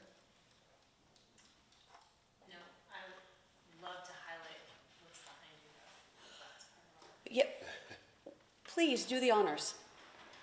So behind me, you can see the remnants of our book fair that we all of our students, grades 9 through 11, participated in, and this is our new summer reading initiative that was kindly funded by the Somerset Berkley Ed Foundation. So we started by surveying teachers and students. What are you reading? What do you think other people would like to read? And we narrowed that down to around 40 titles, which are all around you right now. And on May 1st and 2nd, this whole half of the room was set up like a book fair. So these books are all over, and students perused around this half of the library, and then they checked out, and they went home with a copy of a book. I can't even tell you the energy that was in the library that day. We had students that were talking to teachers, they were talking to each other. What are you gonna read? What am I gonna, like, there was so many awesome conversations. What do you think I should read? Just like you would, I don't know if you're all avid readers, I am, like just like you do in a bookstore, people were picking up the book based on the cover, reading the back. There were kids reading the first couple of pages to see if this is something that we're really interested in. And some of my teachers over the past week have said they're already reading them, so they're not even waiting for summer. There was one anecdotal funny story I'll tell you all, that there was a teacher that was calling out a student, hey, Miss Haskell, turn around, get off your cell phone. And when the student turned around, they were reading the book. They just got in the library. So the teacher came down and told me the story. He said, well, that's a first. I never had that happen. So now what we're doing is we're working with both Berkeley and Somerset Middle School. And Mr. Silva, our English content coordinator, met with the 8th grade teachers at both schools. We did a big Zoom. And there we are going to facilitate the same process down there, so that when they come in, they will have gone through the same process. And then our first 2 Blue Raider blocks at the beginning of the year are going to be book club. So everyone's going to be in groups based on what they read, and we're going to, staff are going to be invited to read a title and pick a book club. And we are going to, that is how we're going to, meet the expectations of the summer reading program. I'm super excited about it. The the students were really, really excited about it, and I just think it's fantastic. It goes right along with our reading, writing, and literacy goals, so just really, really, really happy with it. We're really trying to replicate the excitement of the Scholastic Book Fair that children go to. That we did, the adults were having the conversations about, maybe adding the posters and the, smelly erasers, because my kid would always come home and I'm like, I gave you money for books. She's like, I know, but they had puppy posters too. I think we were talking about the puppy posters, so. It's the best day of the year in elementary school, and we tried to replicate that We did. up here, and I think we were pretty successful. And Mr. Silva and I, we met a lot, we had a lot of conversations about this, and he has just been nonstop in terms of the planning and the structure to make sure this, and it's no easy on. Grayson, Matt Croft, and Priscilla really kind of banded together, hunkered down. Mr. Croft created all the technology to check the books out and make sure that we knew which group was going to be where. Making sure that we communicated out to families exactly what books students were going to be choosing and perhaps what, different parental advisements there were on different books. So that all went home. That will all go home to the 8th grade parents too. And we were also it was very important to us that students had voice and choice. We tried not to give them too much push in one direction. You want to read this, we wanted them to pick. And to get the copies of what we have here, we did a survey of the students. What do you think you're going to pick? But we didn't force them to commit to that. And thus, that's one thing we do have to work on next year because, and I think it's a great problem to have, they came down and they didn't necessarily pick the book that they thought a month and a half ago they were going to pick once they saw the different titles. That's a good problem that we now have to solve, a different way to do that. But that was something that, we were really excited to see them really be thoughtful about what they were doing. Awesome. Any questions? Thank you. Getting kids to be excited about books and is fabulous, amazing, wonderful. There was some really great feedback, I know, during our student advisory council meeting. The kids really enjoyed it, so it sounds like it was a hit. Yeah, Dr. Busby said there was a buzz in this room all morning long, at least the day I was here. And when I first walked in, the first conversation I caught was a student asking Mr. Silva, the student said, "You mean I can keep the book?" And he said, "Yeah, that's yours. If you want to give it back, you can give it back, but yeah, that's your book." And just like the possession, the ownership of the book was something I wasn't expecting. So there were just so many wins all around with that event. And it's a really wide variety. They got to pick whatever they wanted, but there's a whole lot of choice. Sometimes people they want, okay, I'm that reader, right? Like I need something that is going to keep my attention. I'm going to spend my time on it. So it's really nice to be able to pick some style or genre or or maybe you just like the cover, right? So we're really pleased with that, and we're hopeful that the kids saw something, had trouble choosing, and maybe they read 2 books. Because we know that the more kids, or the more anybody reads, the better we get at it. And so, and we would really like to cultivate that joy of reading, and find your reading bliss. So that's our aim, and we're pretty happy with the kickoff, and we are planning to continue it next year again. Get some feedback, make some adjustments as needed, but we do plan to do it again next year. So I'm very grateful to that team for putting it together. That was fabulous, thank you. Okay. It's a lot of good professional development. The next item on the agenda is the superintendent's update. Mr. Schoonover? Okay, so just quickly with staffing, you have here one appointment in our food service and a resignation of our part-time administrative assistant in guidance. So we have that. That position, I believe, has already been, I think it was posted earlier today. But in addition to that, just a few other items. So for the turf update, we actually had a site visit last week where we had the pre-bid site visit that occurred last Tuesday. There are some, any questions and clarifications those are due tomorrow, and the bids are due on May 21st. So as we said at our first meeting, when the information was presented to you, it's really a tight turnaround from the bid openings on the 21st to the potential mobilization on Monday, June 9th, the Monday right after graduation. And that'll get us on track for a substantial completion in mid-August with the final completion at the end of August. So I'll keep you posted once those bids are coming in next week. Last week was Teacher Appreciation Week, and one of the events that, it wasn't on the Monday, I think it was on the Tuesday, that was sort of the kickoff to the week. It's one of my favorite events that week that takes place throughout both districts.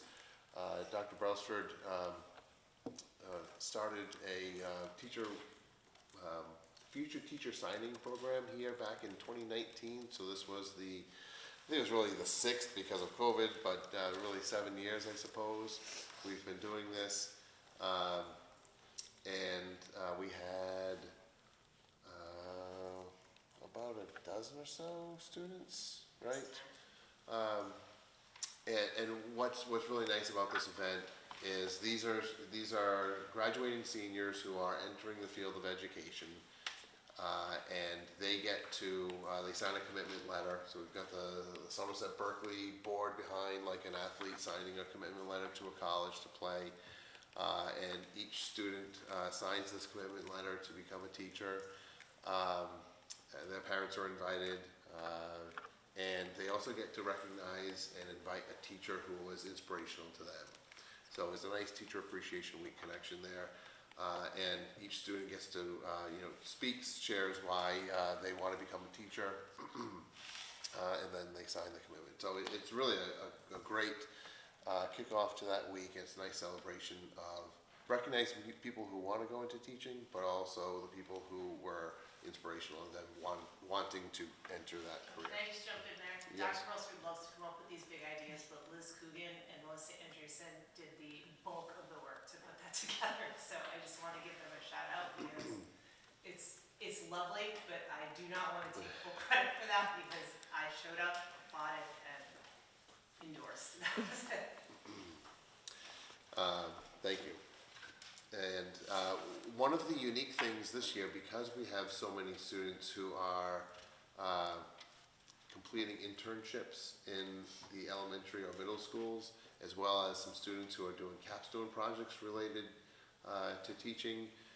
So there was this strong component of kids who are already getting this experience outside of Somerset Berkley at least several afternoons every week. So that was nice, and some of the teachers who were recognized are the teachers who are mentors to these students, either through capstone or the internship. We have, just shifting gears slightly, artificial intelligence. We haven't really talked about it much, I don't think, here, but it's something that I've been working with a team of teachers and leaders throughout the year, as I think, for those of you who are on the committee in the fall, we were invited. We were one of a few districts in the state selected to participate in the Day of AI through MIT. So that kicked us off in October. We had really an emphasis on some professional learning in our November meeting. And now we have this team of about 12 teachers and school and district leaders who are beginning to put together some guidelines for student and teacher use.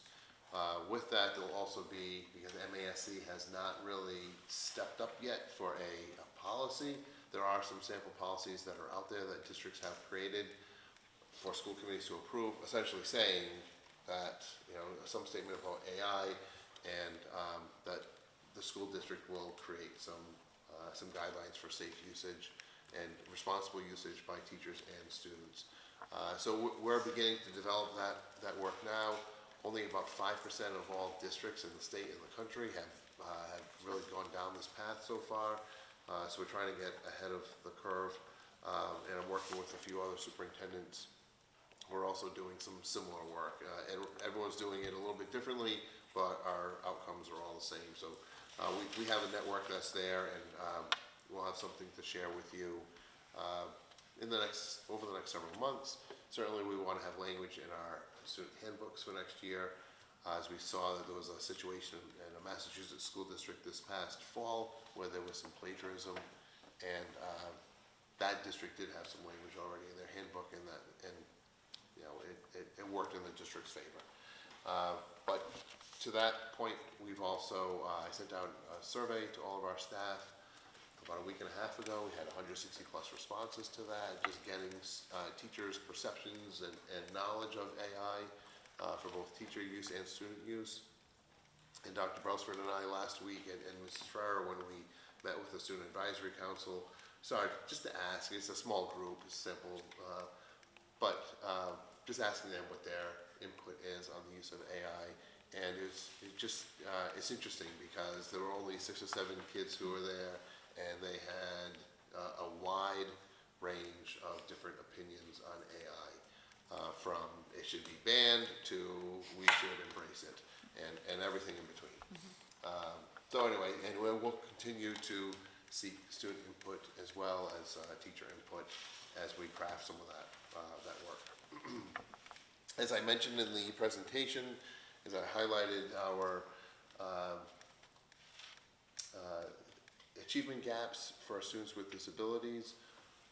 One of the things Ms. Haskell, Ms. Ashton, and I, when we attended a conference a few months ago, one of the teams that was there were my old friends from Portsmouth, Rhode Island, and they were talking about some of the changes that they just implemented in their special education service delivery model, as well as their interventions that they have at their high school. So last week, a small team of us went and visited Portsmouth High School just to observe and to learn a little bit more about that. Some pretty unique things that we came back with, and our brains have all been working on trying to figure out how this could look in Somerset and Somerset Berkley. And Ms. Andrews, when you were talking earlier, you mentioned high expectations and high supports, and that's exactly what this model is. So I'm excited about trying to take that and see how we can fit that into our structure here at Somerset Berkley, and then also in Somerset. And I think that wraps up everything I wanted to share today. I know it's a little bit longer than normal. It's okay, it's all important stuff. Thank you. Anyone have any questions? Great. All right. Next item on the agenda under new business is to discuss subcommittee assignments. Maybe to facilitate this, I made a copy of the current subcommittee assignments, which might have needed a little updating because Mr. Pasternak joined us and made a new column for 25-26 preferences. So I shared it with all of us and with Robin. And I'm wondering if the easiest way to do this is for folks to just fill in what your preferences are. And you don't need to do it right now, but maybe by the end of the week. And then we can gather that up and sort it out with Robin and try to accommodate as many preferences as folks have. Generally speaking, some of the committees, there's a committee of one in a couple of cases. Most of them are 2, or in some cases 3. So if you want to do something you've not done before, or you want to sort of stick with the status quo, just put your preferences in there and we'll sort it out. Does that process work for everyone? Yes. Fabulous. The only thing I wanted to mention, Somerset K through 8 is started a new one called Central Office, which they're kind of running with superintendent goal. Is that correct? Yes. Yeah, okay. So I didn't know if we wanted to also have a member, if we want to do a / superintendent schools / central. I think that Mr. Machado was the one that chaired that, if I'm understanding it correctly, kind of just looking at job descriptions, like, for central office and seeing how we can be most efficient, is that correct? So I don't know if that's something that we would also like to add, so. Would someone from the Somerset K-8, I don't know if there's anything in writing, but is there a little description of, or what that? There isn't yet. There No. was, I was gonna say, Nope. I just Okay. heard it mentioned when I was at the meeting, so. Okay, all right, we can certainly, wait a minute, superintendent school administrative central office type of thing, okay. All right, great, so by Friday, if you can, Robin will compile and we'll go from there. Next item on the agenda is to discuss and act on the 25-26, the meeting schedule. Go back to, and you have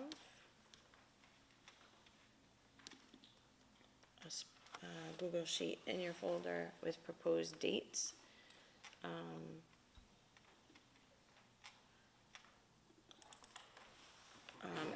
We've got some new members, so traditionally we've met on Tuesdays at 6 for starting time. Generally speaking, overall, does that time and date generally work? I know there's some exceptions here, but. No, Tuesdays. that's fine. I'm just trying to pull up the spreadsheet. Oh, there it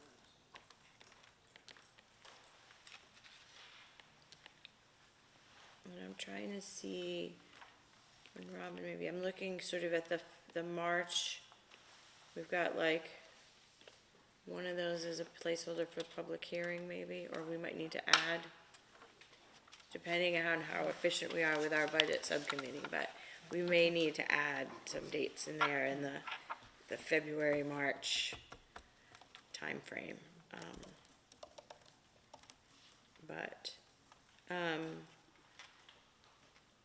Does anyone have any major issues with any of the proposed dates? The only thing is that February 25th deviates from the Tuesday. There's a vacation in there, right? Is that because of budget? I was gonna ask why Wednesday, but not that I can't make it, I was just. I think it's, February is tough because of the vacation week and trying to fit in, you know, enough Tuesdays for both committees. Oh, right. Posting, and I'm not sure if this is part of it, but we've run into problems in the past coming back from a Tuesday following a vacation with the posting requirements on the Friday.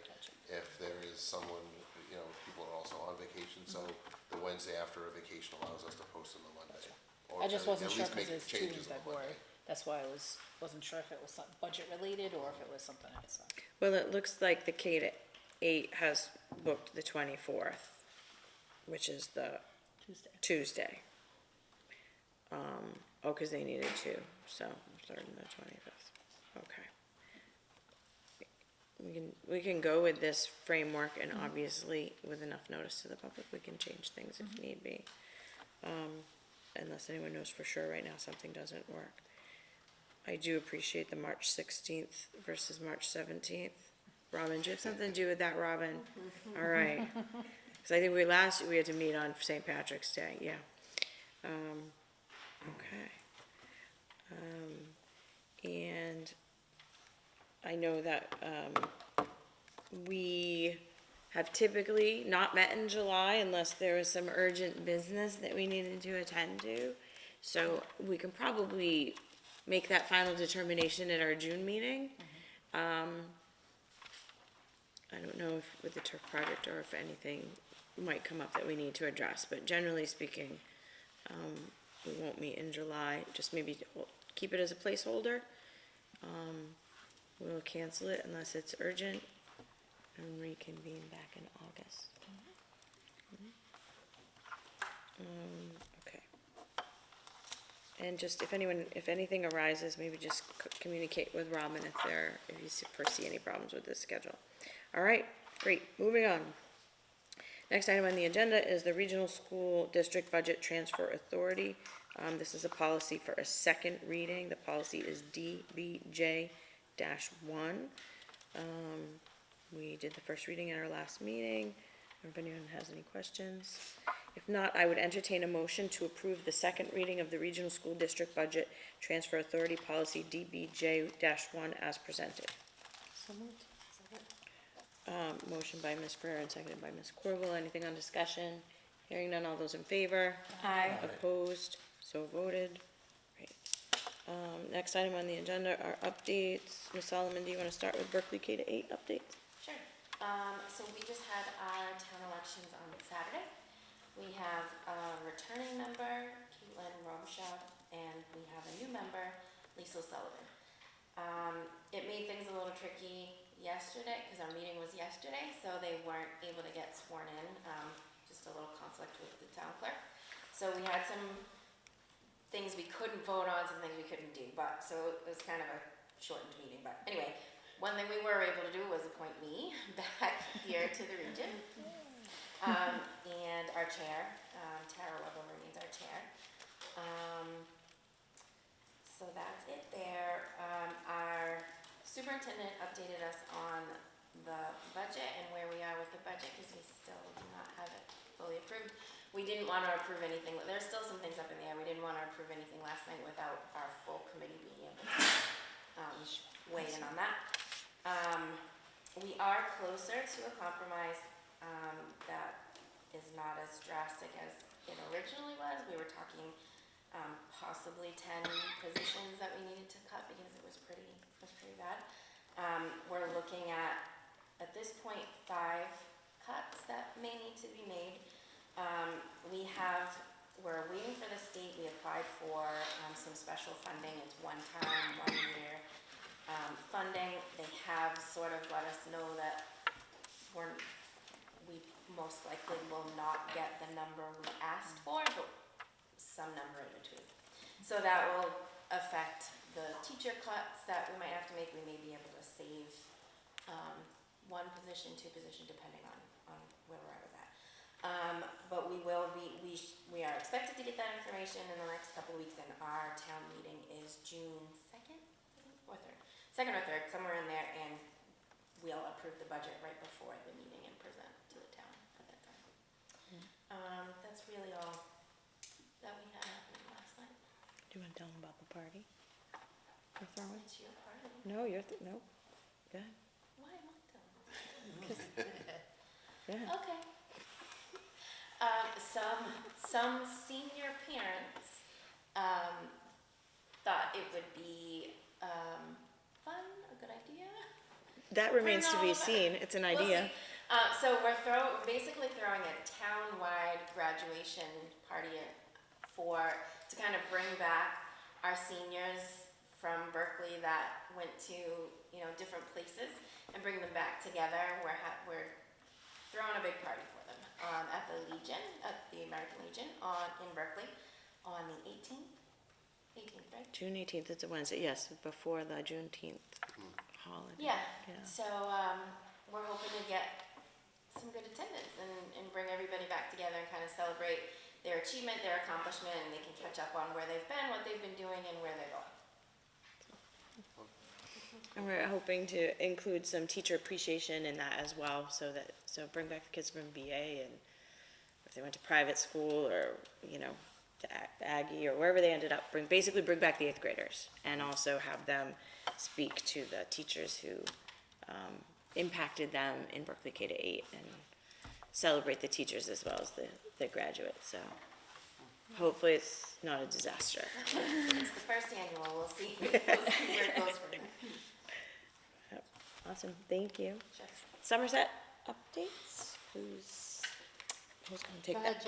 All right, I did pull up the agenda. I may have anticipated this. I think we actually had 2 meetings technically since we've had an update from the Somerset side. So the first meeting we held at Chase Street Elementary School so that we could tour the installation of our new windows and look at the work that had been completed there.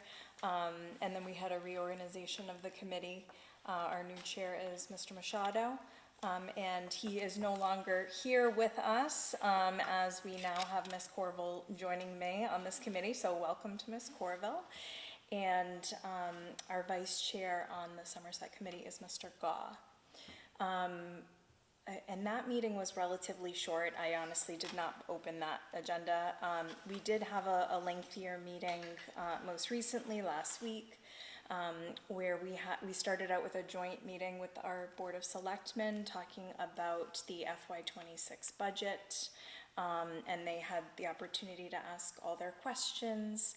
And we also talked about, some capital improvement articles that we are bringing to the community at annual town meeting for their consideration for our ongoing capital improvement projects according to our 10-year capital improvement plan. We also had, of course, April financial statements, and we presented a citation for Ms. Ferreira, who is officially no longer a member of the Somerset School Committee, but obviously still continuing to serve here, and we're very grateful.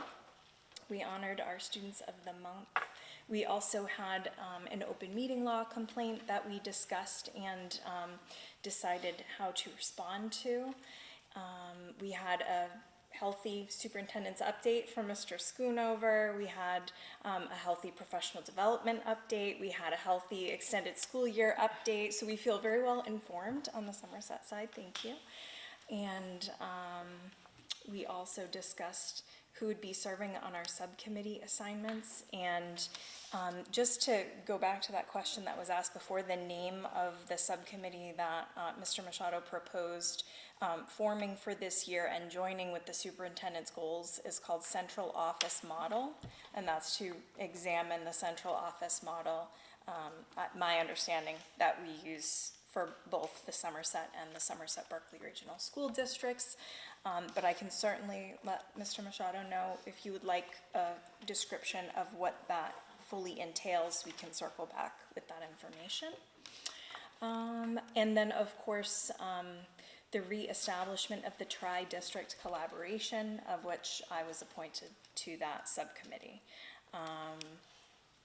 We also voted on our meeting schedule, which you already saw on the document that was in our folder this evening. Those are the dates that we've approved.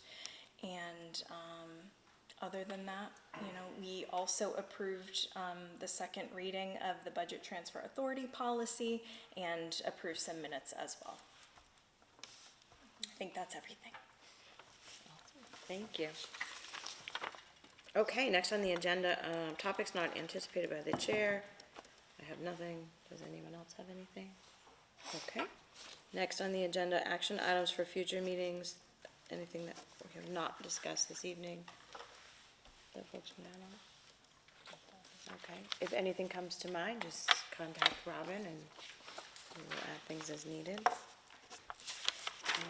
Next on the agenda is to consider approval of the open session minutes of April 8th, 2025 and April 28th, 2025. Up. So everybody had a chance to review them? On the Zoom meeting, I think the date needed to be updated. The one about when we had the Zoom meeting about the turf. Mm-hmm.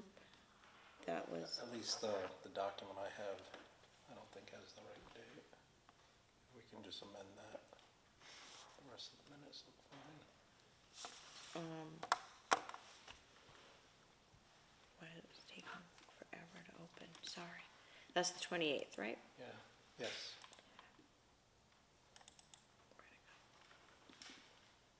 Oh, yeah, at the top. Oh, just right, says just at the top, Robin's already on it. Perfect. Yep. Great, thank Yep. you. Good catch.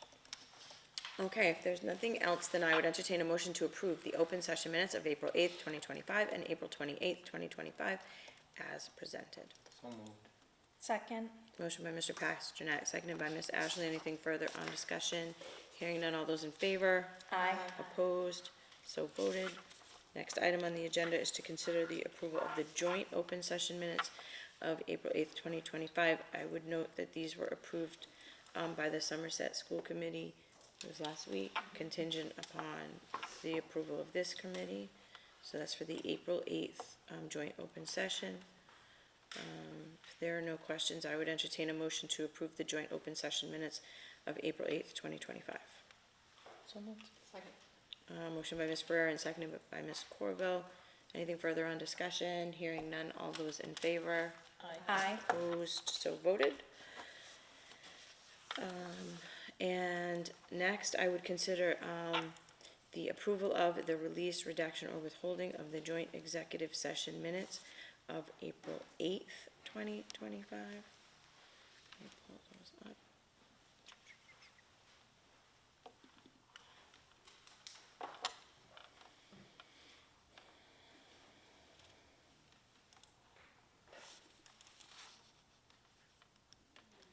And you can, are there any questions as to how they're presented?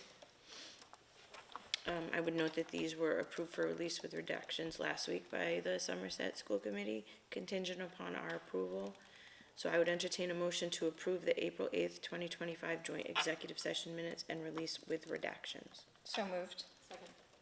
Motion by Ms. Ashley, seconded by Ms. Corwell. Anything further on discussion? Hearing none, all those in favor? Aye. Opposed, so voted. Okay. And the last item on the agenda for tonight is public input. Do we have any public input? You're very patient. Reminds me of the old days. Cheryl Crossley Simmons, 570 Main Street. And actually, it was very wonderful to see the young people here. I have a lot of respect for the young. They're the hope of our country, and there's so many changes going on right now. And they're growing up in a completely different world, and with all the things going on with parents and you know, knocking heads with school committees all over. So I admire you for being here. I have 11 grandchildren. The youngest is 8, the eldest is 40. I have a great-granddaughter who's 14 years old, and I have 7 children, and one of them is strangely 61 years old, and I have a 49-year-old. So I've been, and I was a teacher for many, many years in a lot of different arenas. I've taught special needs in public school, I've taught just about everything else, and in a prison system. I taught absolutely everything. People who didn't speak English, I taught the GED in Spanish, I went to, you can do this by the way, I took Latin and French in school, but I took 8 classes at BCC, and if you're trying to travel someplace, that's really helpful, and Spanish is pretty easy, so I could actually read the GED book in Spanish, and I'd always get a hand from the class. There are all kinds of things, and I've taught post-secondary and every level, and created most of my own curriculum. The thing is, though, you've been talking, some of you have been talking about when people are graduated from here, and that there are a couple of ideas. I think a couple of you said maybe people need to be walking with their peers across the stage, even if they haven't been graduated. Well, I've dealt with a lot of people who've had those problems, and I've seen people to teach math to who had grown-up prisoners who had tears in their eyes because it's the same thing over and over and over, and they never really heard the right sales pitch, which is what teachers do. Teachers practice art. They have a Bachelor of Arts, they have a Master of Arts. They practice art in a classroom. And I think the teachers here do a wonderful job. You'll never hear me try to take no matter what the finances are, you'll never hear me try to take a job from a teacher. You'll never hear me try to get rid of sports or music. There are people who come to school and they hate it from the day they start out till the day they get out. But if they're in music, or if they're in art, or if they're in sports, they learn to cooperate, even if people are hateful to them on the internet, or in school. And a lot of those people grow up and they just move someplace else where they're a little more comfortable. But the idea of having somebody walk across the stage pretending to have been graduated is a problem from my point of view, and I'll tell you why. Because it's an opportunity. When you don't make it in school, it's hard to grow up. It's hard to be an adolescent. And by the time you're 17 years old, you are in fact an adult. You can join the military. And if you join the military, you swear to be an honorable person and an honest person. And if somebody is not actually graduating, maybe they've never met a peer in school. When I went to school, my father told me I might never meet a peer anywhere except in a book. The fact that you are together with people with whom you may have nothing really in common doesn't make that person a peer. And I would tell my children, when you go to school, if things are unhappy, you don't like what's going on, fine, because these are the people with whom you will work. When you get out of school, you work with them for the rest of your life. So you need to learn how to deal with people who don't like you or you don't like. But the thing is, if you are 17 years old and you are not making it in school and you're doing the best you can, when you are 18 and, graduating or not, if we as a school community say to them, we want you to lie, cheat, and steal. If you walk across the stage and you are not actually a graduate, you are stealing, really, from the other students the value of their diplomas. If then you're lying because you get your parents to rent you an outfit to do it. You pretend you're somebody you're not. Now, I was on the school committee for 6 years at Diamond, elected to Diamond. We would not have had someone from the carpentry shop walking across the stage who hadn't completed what was needed to be a carpenter or an electrician or that sort of thing. That would not have been a very good idea. Or if you take courses after school to learn to do different things, medical things, would you really want somebody who really didn't complete the courses? The other thing about it is not only that I would not want a school community encourage someone to lie, and that's what you look like, to steal. There are nasty people. There would be people in the audience saying, ooh, I bet that kid's not smart enough to graduate, for example. That's the kind of thing that you offer them if you're telling them to pretend. It's not a good idea. But I've also worked with an awful lot of adults who had terrible times in school and did not graduate. And I can tell you there is an opportunity. That's a learning opportunity. You can do something besides be good in academics. And you can learn academics if you have the right sales pitch, the right teacher for you. And it also puts you in a different path to decide what to do with your life. So I have enormous hope and faith in young people. I've got a lot of them in my family and I've dealt with a lot of them. Please have enough respect for these young people to believe that they don't need to pretend that there's somebody they're not. That they can get out of school, and if it's been the most horrible place for them, if people have been on the internet saying nasty, rotten things about them, they are learning to get along in the world. They are adults at 17 years old. And please give them the respect of being the wonderful young people who will figure this out. There are opportunities everywhere for these people to find the right path for them. Thank you very much. Anyone else for public input?